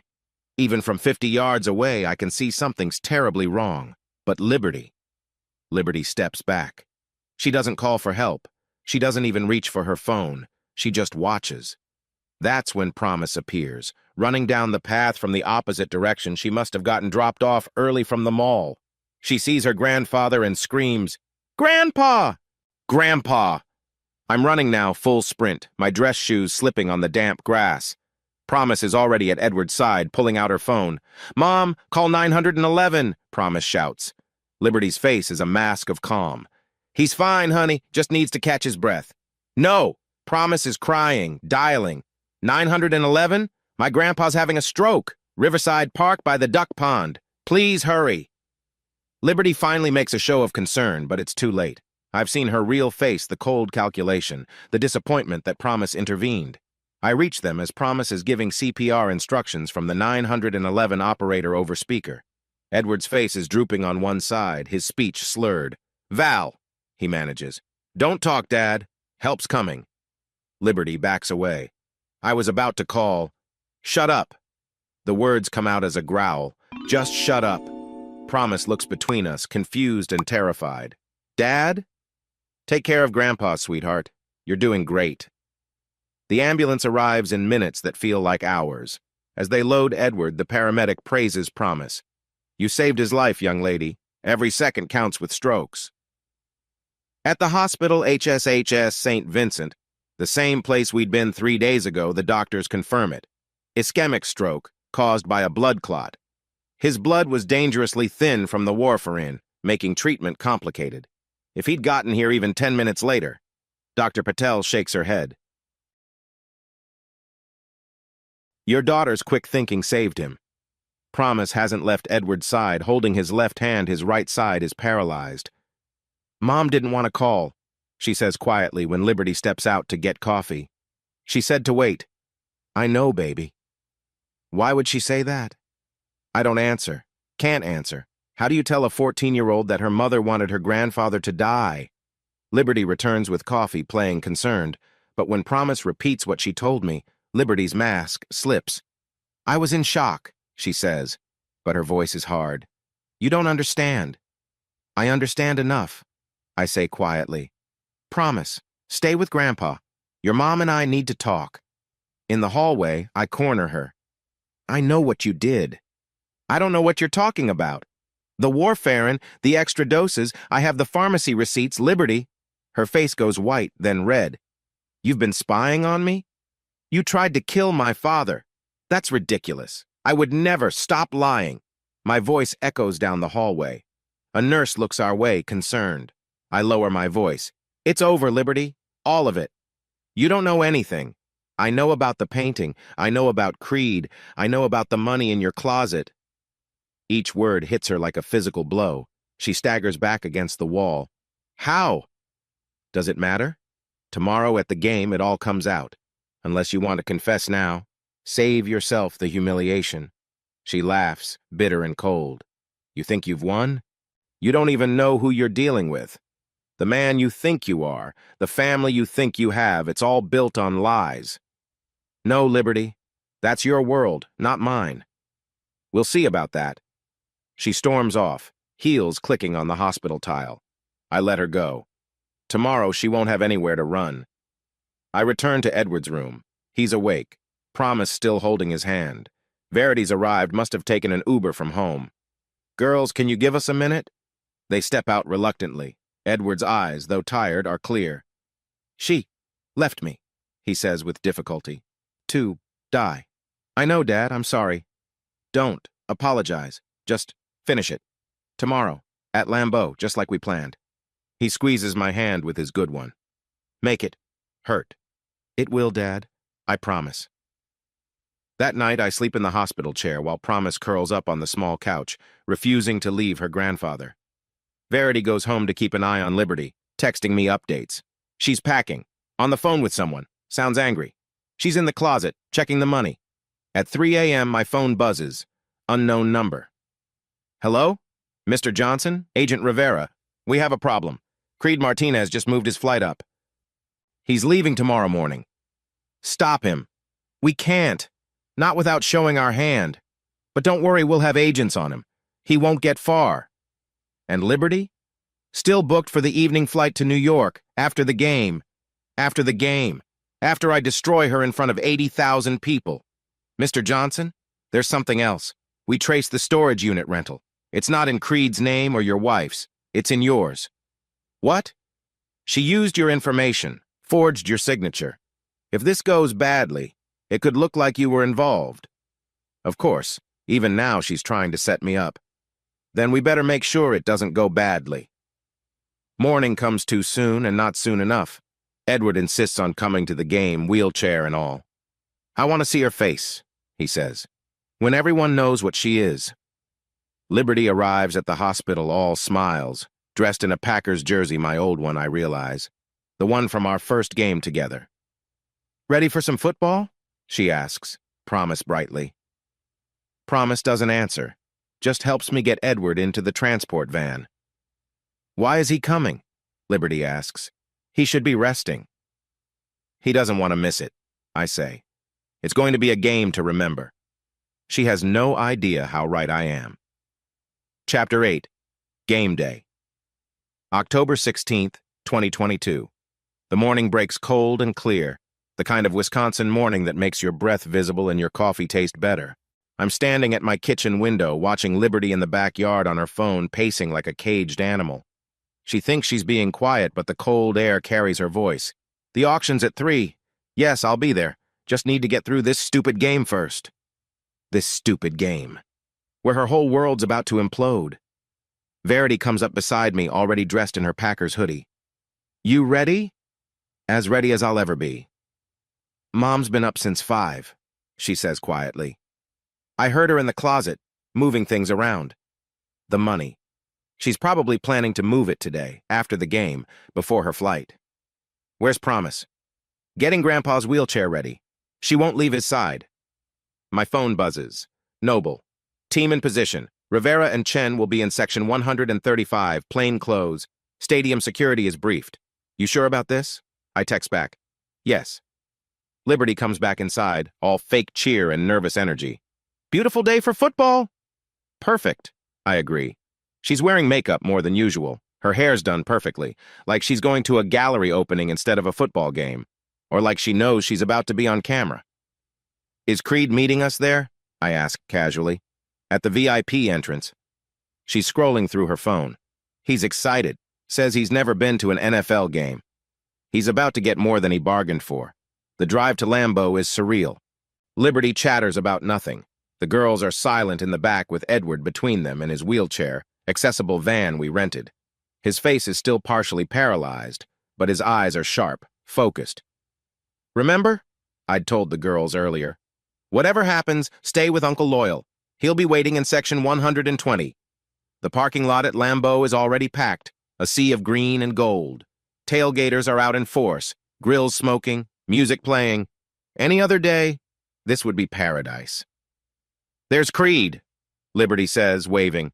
He's standing by the VIP entrance in designer jeans and a leather jacket that probably cost more than most people's mortgage payments. He looks exactly like what he is, a criminal trying to play legitimate businessman. Valor. He extends his hand like we're old friends. Thanks for the invite. I shake his hand, resisting the urge to break his fingers. Wouldn't miss it. Noble texts. Martinez has a bag. Could be evidence. Don't let him dump it. We make our way through VIP security, and I notice how Creed's eyes dart around, nervous. Liberty touches his arm, a quick, intimate gesture she thinks I don't see. Our seats are perfect 50-yard line, first row of the upper deck. The field spreads out below us like a green stage waiting for its players, both its teams and my own performance. Mr. Johnson? I turn. A young woman in Packers staff gear smiles at me. The halftime presentation? We'll need you in the tunnel at the 2-minute warning. Liberty frowns. What halftime presentation? Oh, didn't I mention? WSS is doing a charity thing. I'm presenting a check. You never said, must have slipped my mind. Verity takes Edward to the accessible seating area where Loyal's waiting. Promise stays with us, pressed against my side, as far from Liberty as she can get. The game starts. Bears versus Packers, but I barely see it. My mind's running through everything, the evidence, the plan, the words I'm going to say. Justice texts. Divorce papers ready. The prenup is ironclad with the evidence we have. Halftime approaches like a freight train. I need to go, I tell Liberty. The presentation. We'll come with you, she says quickly. Too quickly. All of you? Well, I mean, we should support you, right? Family moment? Family moment. The irony almost makes me laugh. Sure, come on down. I text Noble. They're coming to the field. Perfect, we're ready. The tunnel under the stadium is cool and dark. Creed's complaining about missing the halftime show when the event coordinator approaches. Mr. Johnson, we're ready for you. Can my family come? Of course, the more the merrier. We're led to the edge of the field. The crowd's buzzing, excited for whatever's coming. The announcer's voice booms, "Ladies and gentlemen, please welcome Valor Johnson from Wisconsin Stadium Services." I walk onto the field, the microphone heavy in my hand. Liberty, Creed, and Promise follow, waving at the crowd. They think this is about charity, about good PR. They're wrong. Thank you, Green Bay. My voice echoes through the stadium. I'm here today, not just as a representative of WSS, but as someone who needs to share a truth with you. Liberty's smile flickers. She knows something's off. For years, I've kept a secret from almost everyone, including my own family. I'm not just an employee of Wisconsin Stadium Services, I'm the owner, the CEO, worth approximately $3.6 billion. The crowd gasps. Liberty's face is a masterpiece of shock. Creed actually stumbles backward. I kept this secret because I wanted to be loved for who I am, not what I have. But recently I learned that sometimes the people closest to you don't love you at all. They love what they can take from you. Valor, Liberty hisses, reaching for the mic. What are you doing? I step away from her. 2 weeks ago, my Aunt Grace's Rembrandt painting worth $20 million was stolen. The police thought it was a professional job. They were right. It was professional. It was also personal. The crowd's silent now, hanging on every word.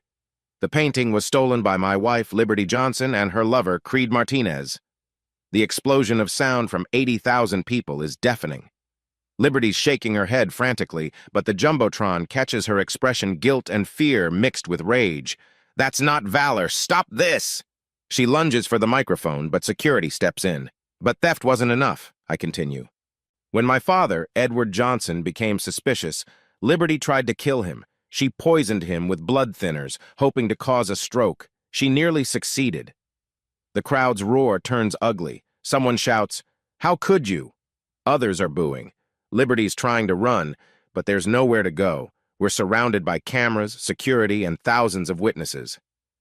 3 days ago, when my father had a stroke in Riverside Park, Liberty told my 14-year-old daughter not to call 911. She wanted him to die. Promise steps forward then, taking the microphone from my hand. Her voice is small but clear. My mom let my grandpa suffer. I saved him despite her. The Packers teach us about family and loyalty. My mom forgot both. The crowd erupts, not in anger now, but in support of Promise. A chant starts, "Promise, promise." That's when Liberty breaks. "It was all Creed's idea," she screams, pointing at him. "He made me do it. The painting, everything." Creed's face goes white. "You lying. Tell them." Liberty grabs him. "Tell them how you seduced me, how you planned everything." "We planned it together," he shouts back. "You're the one who knew the alarm codes. You're the one who wanted your father-in-law dead." And there it is. Confession, broadcast to 80,000 people in Live TV thanks to Destiny Thompson's news crew filming from the sideline. Chapter 9. The locker room under Lambeau Field smells like sweat and disinfectant, but to me it smells like victory. Not the kind you get from beating the Bears, though we did win, 24-17, but the kind that comes from finally telling the truth after months of carrying lies like broken glass in your chest. I'm sitting on a bench, still in my dress clothes from the halftime show, when Verity and Promise find me. They've been with Loyal in the family area, away from the chaos. My daughters look at me like I'm a stranger who happens to wear their father's face. "Dad?" Promise's voice is small, fragile. "Is it over?" "The hard part is," I tell her, pulling both girls close. "Now we rebuild." Detective Noble appears in the doorway, his badge hanging from his neck like a medal. "Mr. Johnson, we need your statement. The FBI wants to talk to you, too." "Can it wait?" My daughters, "Dad, go," Verity says, sounding older than her 16 years. "We'll be with Uncle Loyal and Grandpa. Do what you need to do." The police station is a blur of fluorescent lights and bitter coffee. I spend 3 hours giving my statement, going through evidence, watching that video of Liberty and Creed at the cabin for the 100th time. Each viewing hurts less, like a wound going numb. Agent Rivera from the FBI art crime team is all business. "The painting's been recovered from the auction house in New York. Your aunt will get it back within the week." "What about the money? The million in cash?" "Being processed as evidence. It'll be returned after the trial." She pauses. "Mr. Johnson, what you did today going public like that, it was risky." "It was necessary," I say. "My family deserved to see justice happen, not just hear about it later." By the time I leave the station, it's past midnight. The parking lot is empty except for my truck and a few squad cars. I sit behind the wheel for a moment, letting the silence wash over me. 17 years of marriage, reduced to evidence bags and case numbers. My phone has 247 missed calls and over 500 text messages. The story's gone national hell, probably international by now. I ignore them all except one, from Destiny Thompson. "Exclusive interview whenever you're ready. You deserve to tell your side properly." Maybe. But not tonight. I drive to Grace's house, where everyone's gathered. The living room looks like a refugee camp Edward in his wheelchair by the fireplace, the girls curled up on the couch, Loyal pacing by the window like a guard dog. Grace is in the kitchen, making her famous hot chocolate, the kind with real melted chocolate and a splash of peppermint schnapps for the adults. "There he is," Edward says when I walk in. His speech is still slurred from the stroke, but his eyes are clear. "My boy, the truth teller." "Dad, No apologies. You did what needed doing. Your mother would be proud." My mother. She died 10 years ago, never knowing about Liberty's true nature. Part of me is grateful for that small mercy. Grace hands me a mug of chocolate, spiked strong enough to make my eyes water. "The painting doesn't matter," she says quietly. "Family matters. You protected our family today." "I destroyed it," I counter. "The girl's mother is going to prison. How is that protecting them?" "You showed them that truth matters more than comfort," Grace says. "That's a lesson worth any price." Promise is asleep against Verity's shoulder, but Verity's wide awake, watching me with those eyes that see too much. "Are you okay, Dad?" "No," I tell her honestly. "But I will be. We all will be." "Mom called me," she says quietly. "From jail. They let her make one phone call and she called me." My blood turns cold. "What did she say?" "That she loved me, that she was sorry, that you poisoned us against her." Verity's voice is steady, mature. I hung up on her. "Verity.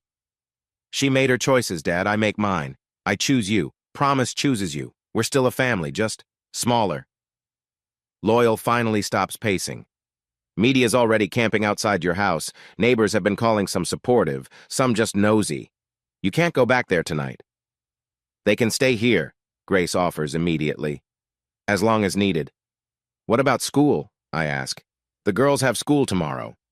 I already called, Loyal says.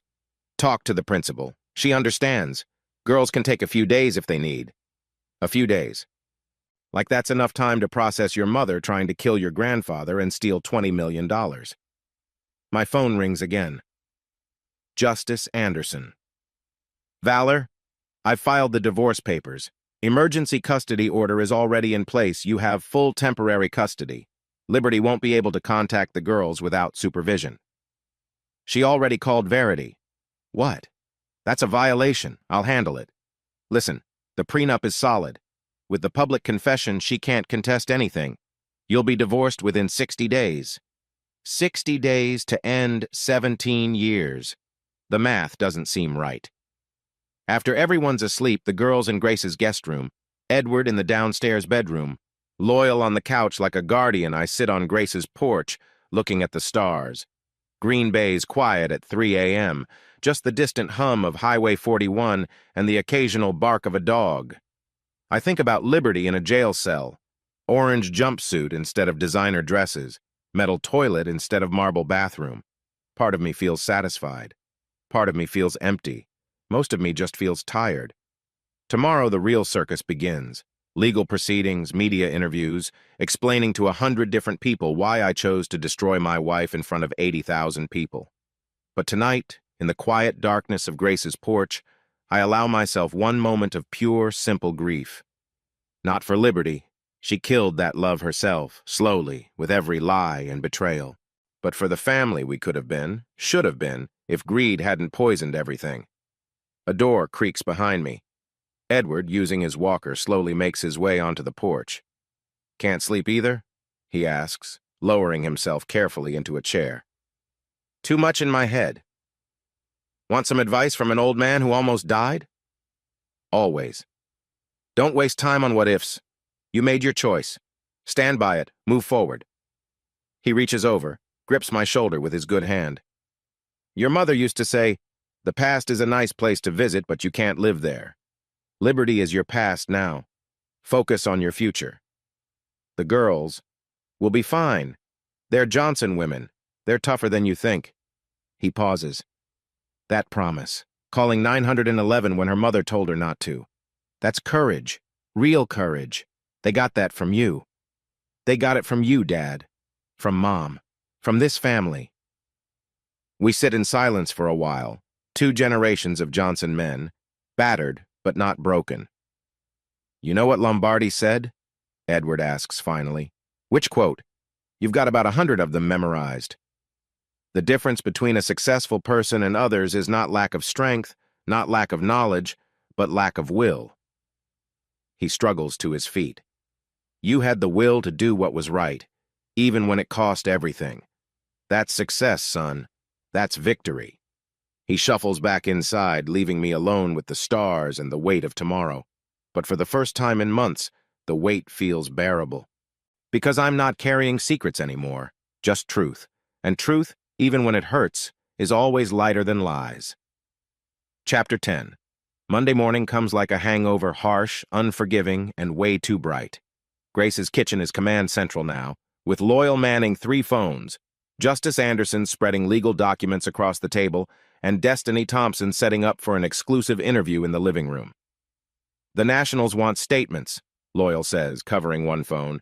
CNN, Fox, ESPN, everyone's calling. Tell them no, I say, pouring my 3rd cup of coffee. Destiny gets the exclusive, then written statements only. Promise and Verity are at the kitchen island, pretending to eat cereal while obviously listening to everything. They're still in their pajamas Packers jerseys that used to be mine, hanging on them like dresses. Girls should be in school, I mutter. Girls should be where they feel safe, Grace counters, scrambling eggs. School will be there next week. My phone buzzes. Text from Noble. Liberty's lawyer wants to talk. Says she'll cooperate fully for a reduced sentence. I show it to Justice, who snorts. She publicly confessed to everything. What's left to cooperate about? Creed, I realize. She's going to flip on Creed completely. Let her, Justice says. Won't reduce her sentence much. The elder abuse charge alone is worth 15 years. Destiny's cameraman, a quiet guy named Tom, finishes setting up. Destiny herself looks like she won the lottery, which, professionally speaking, she did. Ready when you are, Valor. I sit in Grace's good chair, the one she never lets anyone use. The lights are bright but not harsh. Destiny's across from me, professional but sympathetic. Let's start simple, she says once the camera's rolling. Why did you keep your wealth a secret for so long? My father built Wisconsin Stadium services from nothing. One hot dog cart outside Old City Stadium. When I inherited the business, I could have lived like a king. But I'd seen what money does to people. Makes them fake. Makes them treat you different. I wanted to be loved for me, not my bank account. But Liberty never knew? Never. She thought I made $15 an hour. Some would say that's deceptive. Maybe, but her deception was worse. She stole from family. She tried to kill my father. She was planning to run off with stolen money and her lover. Tell us about finding out. So I do. The whole story, from the first suspicions to the $1 million in cash to that horrible moment in the park when Promise saved Edward's life. Destiny's good, she knows when to push, when to stay quiet, when to let the emotion show. The halftime confrontation, she says eventually. Why so public? Because Green Bay deserved to know. This community supported my family for generations. They had a right to see justice happen, not just read about it later. Your daughters were there. They deserve to see it most of all, to see that truth wins, that loyalty matters. What's next for the Johnson family? I look at the kitchen where my girls are still pretending not to watch, healing, together. The interview airs that night on the local news, then gets picked up nationally. Within hours, it has 3 million views online. The comments are mostly supportive, though some call me cruel for the public humiliation. Tuesday brings lawyers. So many lawyers. Liberty's public defender, a tired-looking woman named Patricia Schultz, meets with Justice at the courthouse while I wait outside. She wants to see the girls, Justice tells me after. Supervised visitation. No. Valor, she's still their mother. She told Promise not to call 911 while my father was dying. She's lost the right to be their mother. The court might not see it that way. Then we fight it. But we don't have to fight long. That afternoon, Verity makes the choice for us. I don't want to see her, she tells the family court judge via video call. Not now. Maybe not ever. Promise, brave little Promise, sits straight and says, she hurt Grandpa. I can't forgive that yet. The judge grants my full temporary custody with no visitation until after sentencing. Wednesday is the circus. The Rembrandt arrives back at Grace's house with an FBI escort. Media vans line the street. Neighbors gawk. Grace, tough as always, stands on her porch and announces, "The painting is home. The family is safe. Now please respect our privacy." They don't, of course. Reporters camp outside for days. I try to go back to work Thursday just to feel normal, but Lambeau Field is a crime scene now, not literally, but emotionally. Every corner reminds me of something. The concession stand where I first heard Liberty lie about working late. The VIP entrance where Creed stood in his expensive jacket. The field where I destroyed my marriage in front of the world. Take time off, my CFO Marcus suggests. Real time. The company won't fall apart. I don't know how to not work. Learn. Your girls need you present, not just providing. So I do. I take leave. First time in 15 years. Friday brings an unexpected visitor. Creed's lawyer wanting to make a deal. My client has information about other thefts. A whole ring operating out of Chicago. He'll give everything for 10 years instead of 15. Not my call, I tell him. Talk to the FBI. He also has recordings of your wife, planning things you don't know about yet. My blood chills. What things? Life insurance. She was looking into your policy, asking about accidental death. Jesus Christ. She wasn't just planning to leave me. She was planning to kill me. I call Noble immediately. Within hours, they have the recordings. Liberty's voice cold and calculating, asking Creed about making things look accidental. A car accident would be easiest, she says on tape. He drives that old truck. Brake lines fail all the time. I have to pull over when I hear that, physically sick on the side of Highway 41. How do you process that the mother of your children wanted you dead? That night, the girls and I have the hardest conversation yet. There's something you need to know, I tell them, sitting on Grace's couch. Your mom. She was planning more than just theft. Planning what? Verity asks, though her eyes say she already knows. To hurt me. Maybe worse. Promise starts crying silently. Verity puts an arm around her. Why? Promise asks through tears. Why would she do that? Money? With me gone, she'd inherit everything. She didn't know about the prenup protecting the business, but she knew there was life insurance. She wanted you dead for money? Verity's voice is hollow, shocked. I don't think she always wanted that. I think greed poisoned her slowly until she wasn't the person we thought we knew. I hate her, Promise says fiercely. You're allowed to, I tell her. You're allowed to hate her, love her, miss her, be angry, all of it. Whatever you feel is okay. That weekend, we start therapy. Individual for each girl, family therapy together. Dr. Morrison, recommended by the court, specializes in trauma and betrayal. This is going to be a long process, she warns me. The girls have lost their mother in the worst possible way, not to death, but to choices. That's harder to grieve. She's right. Death would be cleaner. This is messy, complicated, full of sharp edges that cut whenever you move. Sunday comes another Packers game. We don't go. Can't. Instead, we watch from Grace's living room, Edward in his chair, the girls on the floor with popcorn. When the camera pans over section 120 where I usually work, Promise says quietly, "That's where Mom sat that day." Yeah. I'm glad you told everyone, Dad. I'm glad they know what she did. Me too, Verity adds. She doesn't get to pretend to be a good person anymore. The Packers win 3,128 against the Vikings. But for the first time in my life, I don't really care about the score. That night I find Edward on the porch again, watching the stars. How you holding up, son? She wanted to kill me, Dad. Cut my brake lines. But she didn't. Only because she got caught first. No, Edward says firmly. Because you were smarter. You saw the signs. You protected yourself and the girls. That's what a father does. I feel like an idiot, living with someone who wanted me dead. You're not an idiot.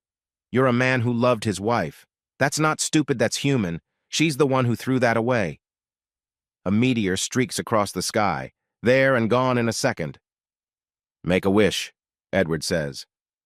I close my eyes and wish for the only thing that matters now, that my daughters come through this okay, that they learn to trust again, that they don't let their mother's poison infect their own ability to love. When I open my eyes, Edward's smiling. Good wish? The best. We sit there until the cold drives us in. 2 generations of Johnson men who've been betrayed by women we loved but survived it anyway. Tomorrow there will be more lawyers, more media, more complications. But tonight, we have this: family, truth, and the knowledge that we faced the worst and didn't break. That's victory enough for now. Chapter 11. November arrives like a judge's gavel, cold, hard, and final. The Brown County Courthouse looks like a fortress in the early morning frost, media vans surrounding it like an invading army. I'm wearing my only good suit, the one I bought for my mother's funeral. Seems fitting somehow. Ready? Justice asks, briefcase in hand. No, but let's do it anyway. Inside, the courtroom is packed. I recognize faces from the neighborhood, from Lambeau, from the girls' school. Everyone wants to see how this ends. Liberty's at the defendant's table in an orange jumpsuit, her hair pulled back, no makeup. She looks smaller somehow, deflated. She doesn't look at me. Hasn't since that day at the stadium. Judge Catherine Winters presides, tough, fair, been on the bench for 20 years. She doesn't suffer fools or drama. This is a plea hearing, she announces. Both defendants have agreed to plead guilty in exchange for recommended sentences. Miss Johnson, please stand. Liberty rises, unsteady. Her lawyer, Patricia Schultz, stands beside her like a crutch. To the charge of grand larceny in the first degree, how do you plead? Guilty. Liberty's voice is barely a whisper. To the charge of insurance fraud? Guilty. To the charge of elder abuse through criminal negligence? A pause. Then, guilty. To the charge of conspiracy to commit murder? This is the new charge, added after Creed's recordings surfaced. Liberty's shoulders shake. Guilty. Each word falls like a stone into still water, ripples spreading through the courtroom. Behind me, I hear Grace inhale sharply. The girls aren't here, we agreed they didn't need to see this, but Loyal is, and Edward, wheelchair and all. Mr. Martinez? Creed stands, looking like he aged 10 years in 3 weeks. His designer stubble is now an unkempt beard. His hands shake as he pleads guilty to his charges: grand larceny, trafficking in stolen goods, conspiracy. Then comes the part that matters: allocution. They have to describe their crimes in detail, for the record. Liberty goes first. I conspired with Creed Martinez to steal a painting from Grace Williams. I knew the alarm code. I gave it to him. We planned to sell it and split the money. Continue, Judge Winters says coldly. I gave my father-in-law, Edward Johnson, excess doses of his blood thinner, hoping to cause a medical event that would appear natural. You mean hoping to kill him? Yes. The word comes out strangled. And the conspiracy to commit murder? Liberty looks at me for the first time. Her eyes are red, empty. I discussed with Mr. Martinez ways to kill my husband for insurance money. The courtroom erupts. Judge Winters bangs her gavel repeatedly. Order! I will clear this courtroom! When quiet returns, she continues. Miss Johnson, do you have anything to say before sentencing? Liberty turns to face the gallery. Her eyes find mine. I'm sorry, she says.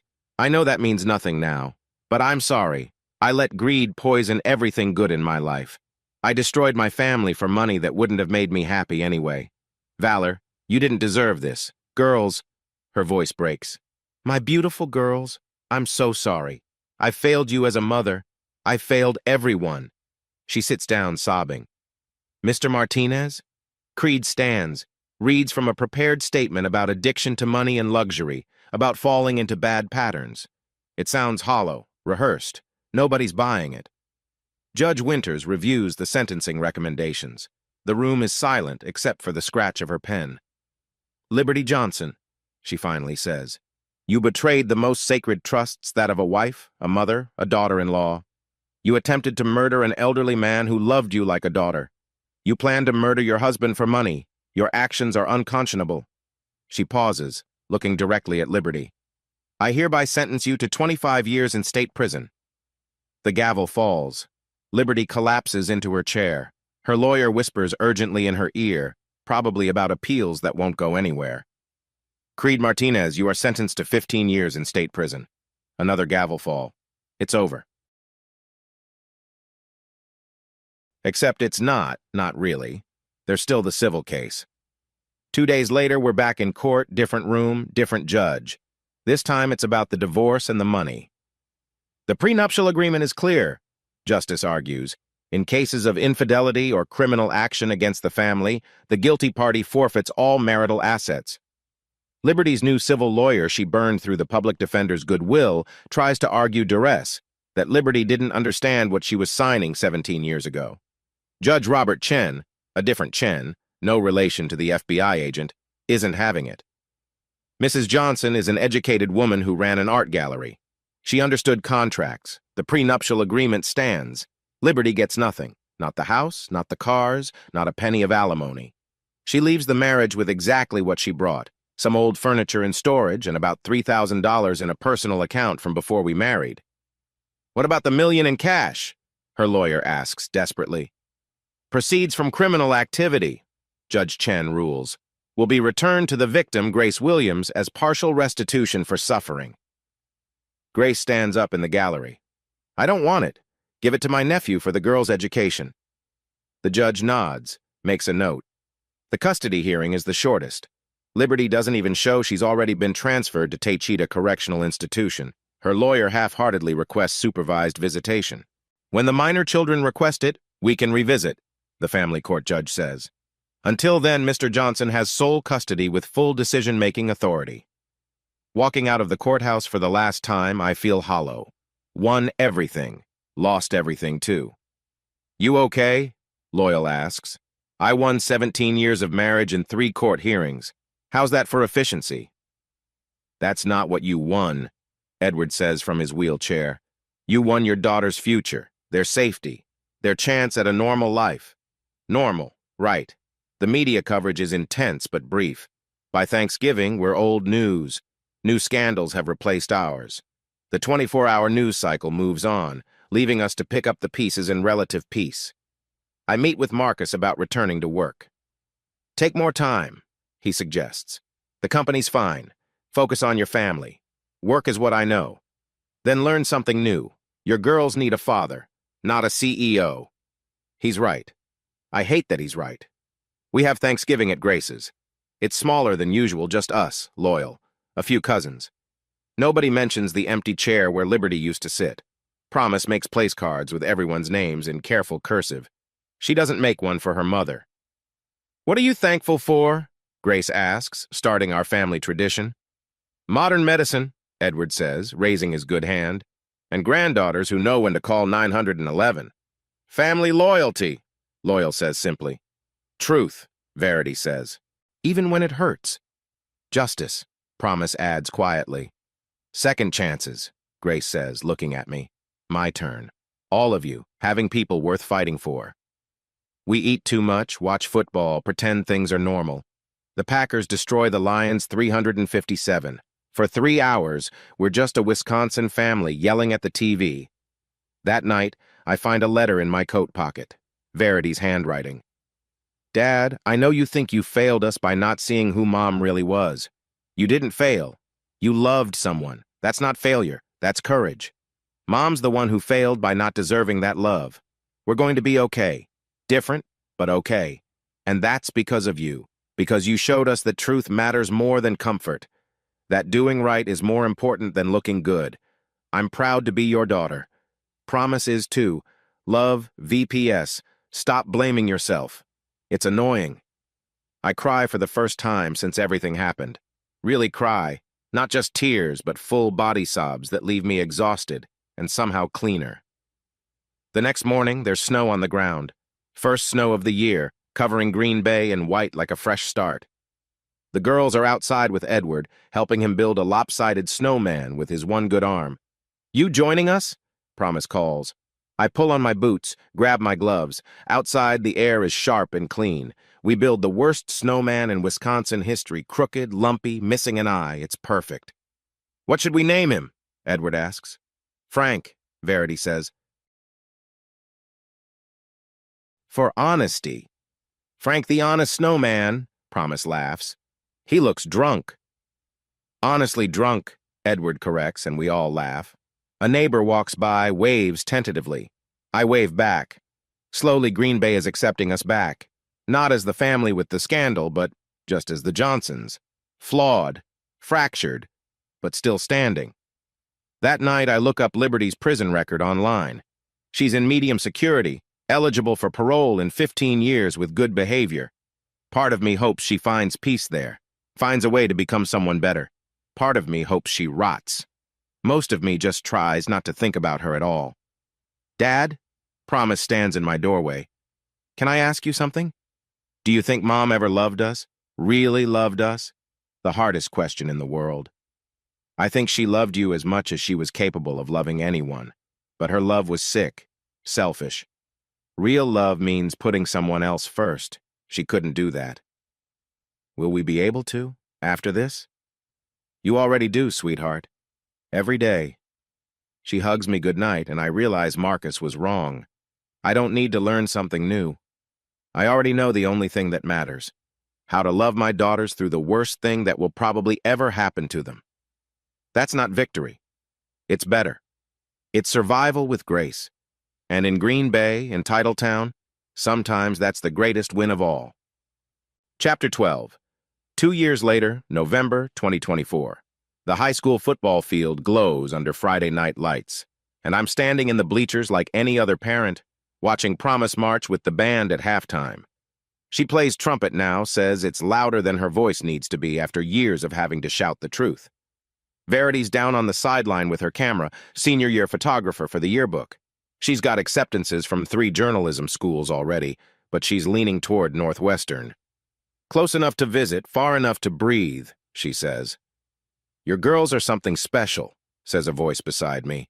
I turn. It's Marianne Kowalski, the teacher from my support group. We've been having coffee for 6 months now. Just coffee. Nothing more. Not yet. They've been through a lot, I say. Haven't we all? Edward's in his usual spot, front row of the bleachers with his walker decorated in Packers green and gold. He's got most of his movement back, though his right side will never be quite the same. He jokes that it gives him character, like a weathered barn. Grace is beside him, wrapped in the fur coat she only wears to special occasions. The Rembrandt hangs in her living room again, but now it's behind bulletproof glass. Not taking chances, she says, though we all know the real thieves are already locked up. Loyal moved back to Green Bay last year, runs the upper Midwest division of WSS now. He's dating a nurse from St. Vincent's, the one who helped save Edward. She's already seen us at our worst, he reasons. Everything else is uphill. The band plays On Wisconsin, and the crowd sings along. Promise catches my eye from the field, grins, plays a little louder. She's first chair now, worked her way up from nothing. Like Grandpa with his hot dog cart, she says. After the game, West beats East 28-21, we all go to Kroll's for burgers. It's tradition now, our new tradition. No more secrets, no more lies, just butterburgers and cheese curds and stories about the game. Remember when Mom used to complain about the grease here? Verity says, then catches herself. We can talk about Liberty now without the air leaving the room. She didn't know what she was missing, Edward says, biting into his burger with his good side. I got a letter from Liberty last month, first one in 2 years. She's found religion, she says, working on her GED, wants to apologize to the girls when they're ready. Are you ready? I asked them. Maybe someday, Verity said. Not today. Not for a long time, Promise added. I wrote her back. One line. Focus on becoming someone worth forgiving. WSS is bigger than ever now. We expanded into 3 more stadiums, launched a scholarship program for kids aging out of foster care. Everyone deserves a second chance, the mission statement reads. Edward insisted on it. The house on Ashland Avenue sold last year. Too many ghosts. We bought a place closer to Grace and Edward, a old Victorian that needs work. The girls each designed their own rooms. Promise painted hers Packers green. Verity chose deep purple, the color of royalty and truth, she says. I still work the concession stand sometimes, not because I have to, but because I want to. The smell of popcorn and hot dogs grounds me, reminds me where I came from. The employees all know who I am now. The story's part of Green Bay lore, but they treat me the same. Wisconsin nice, they call it. Mr. Johnson, a young employee, maybe 19, approaches nervously at last Sunday's game. My mom wanted me to thank you. She says what you did, going public like that, gave her courage to leave my dad. He was like your wife, hurting us. Is she okay? Are you okay? We're getting there, living with my grandma now, starting over. Starting over's the hardest part, I tell him, but also the best. Marianne and I have dinner sometimes now. Real dinner, not just coffee. She makes me laugh first time I've really laughed in years. The girls like her but warned her, our dad's been through hell, don't add to it. Wouldn't dream of it, she told them. I've been through my own, just looking for someone to share the recovery with. Dr. Morrison, our therapist, says we're all progressing well. The girls still have trust issues, Promise triple checks every lock at night. Verity investigates everyone she meets like they might be hiding something. But they're healing. Trauma doesn't disappear, Dr. Morrison explains. You just learn to carry it better. We carry it together now. Family therapy every other week, individual sessions in between. We talk about Liberty sometimes, about the good memories before they went bad. The girls need to know not everything was a lie, even if the ending was. She taught me to appreciate art, Verity says one session. Even if she stole it, she did teach me to see beauty. She used to sing to me when I was scared, Promise adds. Bad people can do good things sometimes, right? People are complicated, Dr. Morrison agrees. Your mother made terrible choices, but that doesn't erase every moment before those choices. At Lambeau now, I have a different role. Consultant, they call it. I help with security, especially around family events, making sure what happened to us doesn't happen to anyone else. The spot at midfield where I exposed Liberty? They put a small plaque there. Truth and loyalty, the Lambeau way. Some people take pictures with it. Tourist attraction, Green Bay style. Destiny Thompson works for CNN now, thanks partly to our story launching her career. She sends Christmas cards, always with the same note. Thank you for trusting me with your truth. Noble Garcia retired last year, but we still have coffee sometimes. Strangest case of my career, he always says. Also the most satisfying. Clear bad guys, clear good guys. Don't get many of those. Tonight, though, isn't about the past. It's Promise's last home game with the band before basketball season starts. Verity's got early admission to Northwestern locked up. Edward's walking without the walker more often than not. Grace is planning a cruise to Alaska. Might as well see the world while I can. Family photo, Verity announces, setting up her camera on a timer. We crowd together under the stadium lights the girls, Edward, Grace, Loyal and his girlfriend, even Marianne hanging at the edge until Promise pulls her in. Everyone say Titletown, Verity shouts, running to squeeze in. Titletown! The flash captures us imperfect, incomplete, but undeniably together. A family not of blood entirely, but of choice, of loyalty tested and proven, of love that survived betrayal. Later, driving home through Green Bay's quiet streets, Promise asks from the back seat, Dad, are you happy? I think about it. Really think about Liberty in prison, about the family we lost, about the months of pain and public humiliation. Then I think about tonight, my daughters laughing, my father walking, my aunt planning adventures, my brother finding love. Yeah, I say, surprising myself. I really am. Good, Verity says. You deserve it. We all do, Promise adds. At home, I find them in the kitchen an hour later, making hot chocolate the way Grace taught them real chocolate, splash of peppermint, extra marshmallows. They're debating college majors, career paths, whether the Packers will make the playoffs, normal teenage stuff, beautiful, mundane, normal stuff. I stand in the doorway watching them, my heart so full it might burst. This is what victory really looks like. Not the dramatic revelation at midfield, not the courtroom justice, not the newspaper headlines. This. 2 daughters in mismatched pajamas, arguing about marshmallow distribution, building a life on the ashes of what we lost. My phone buzzes. Text from Edward. Watching the highlights, Promise looked great. Verity got a perfect shot of the winning touchdown. You raised good ones, son. We raised them, I text back. All of us. Because that's what family does. Real family. Not the perfect illusion Liberty and I projected, but the messy, complicated, fiercely loyal truth of people who choose each other again and again, especially when it's hard. Especially when it would be easier to quit. Dad, you want marshmallows? Promise calls. Extra, I call back, joining my daughters in the kitchen. Outside, snow starts to fall, the first of the season, covering Green Bay in white. A fresh blanket over old ground, not erasing what's underneath, just giving it a new surface to start from. Verity raises her mug. To the Johnson family, version 2.0, To truth, Promise adds. To second chances, I finish. We clink mugs, chocolate sloshing, marshmallows bobbing. The Packers pennant on the wall flutters from the heater vent. Edward's snoring drifts from the living room where he fell asleep watching game highlights. Grace's car pulls up outside. She's bringing cookies, always bringing cookies. This is our legacy now. Not billions in stadium contracts or paintings worth millions. Not even the dramatic story of betrayal and justice that made us famous for 15 minutes. Just this, a family that faced the worst, told the truth, and chose to keep loving anyway. In Green Bay and Titletown, that's the only victory that really matters, and we earned it. Together.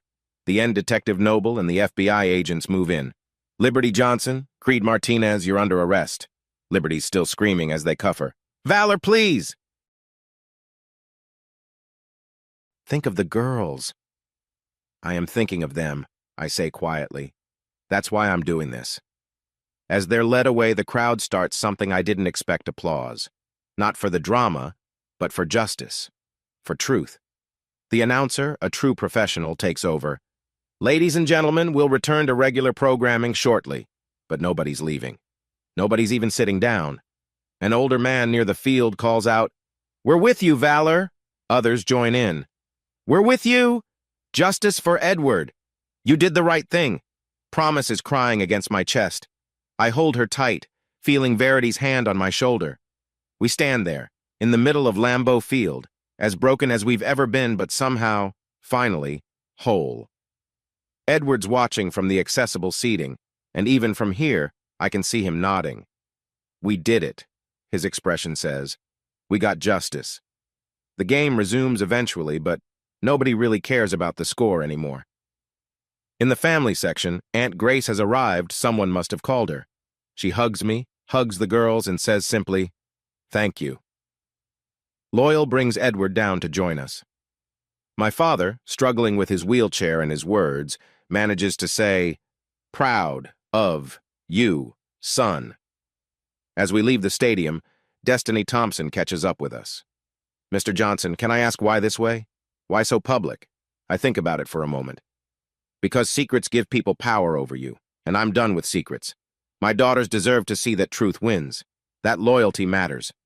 That in Green Bay, in Titletown, family means something." "What's next?" "Healing," I say simply. "As a family. The real family, the one that's left.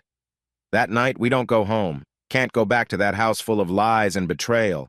Instead, we stay at Grace's, all of us, even Loyal. We order pizza, watch the news coverage, which is extensive and national, and just exist together. Promise falls asleep with her head on Edward's good shoulder. Verity's sketching in a notebook she says she wants to remember today, to draw it so she never forgets that truth matters. The divorce papers will be filed Monday, Justice texts.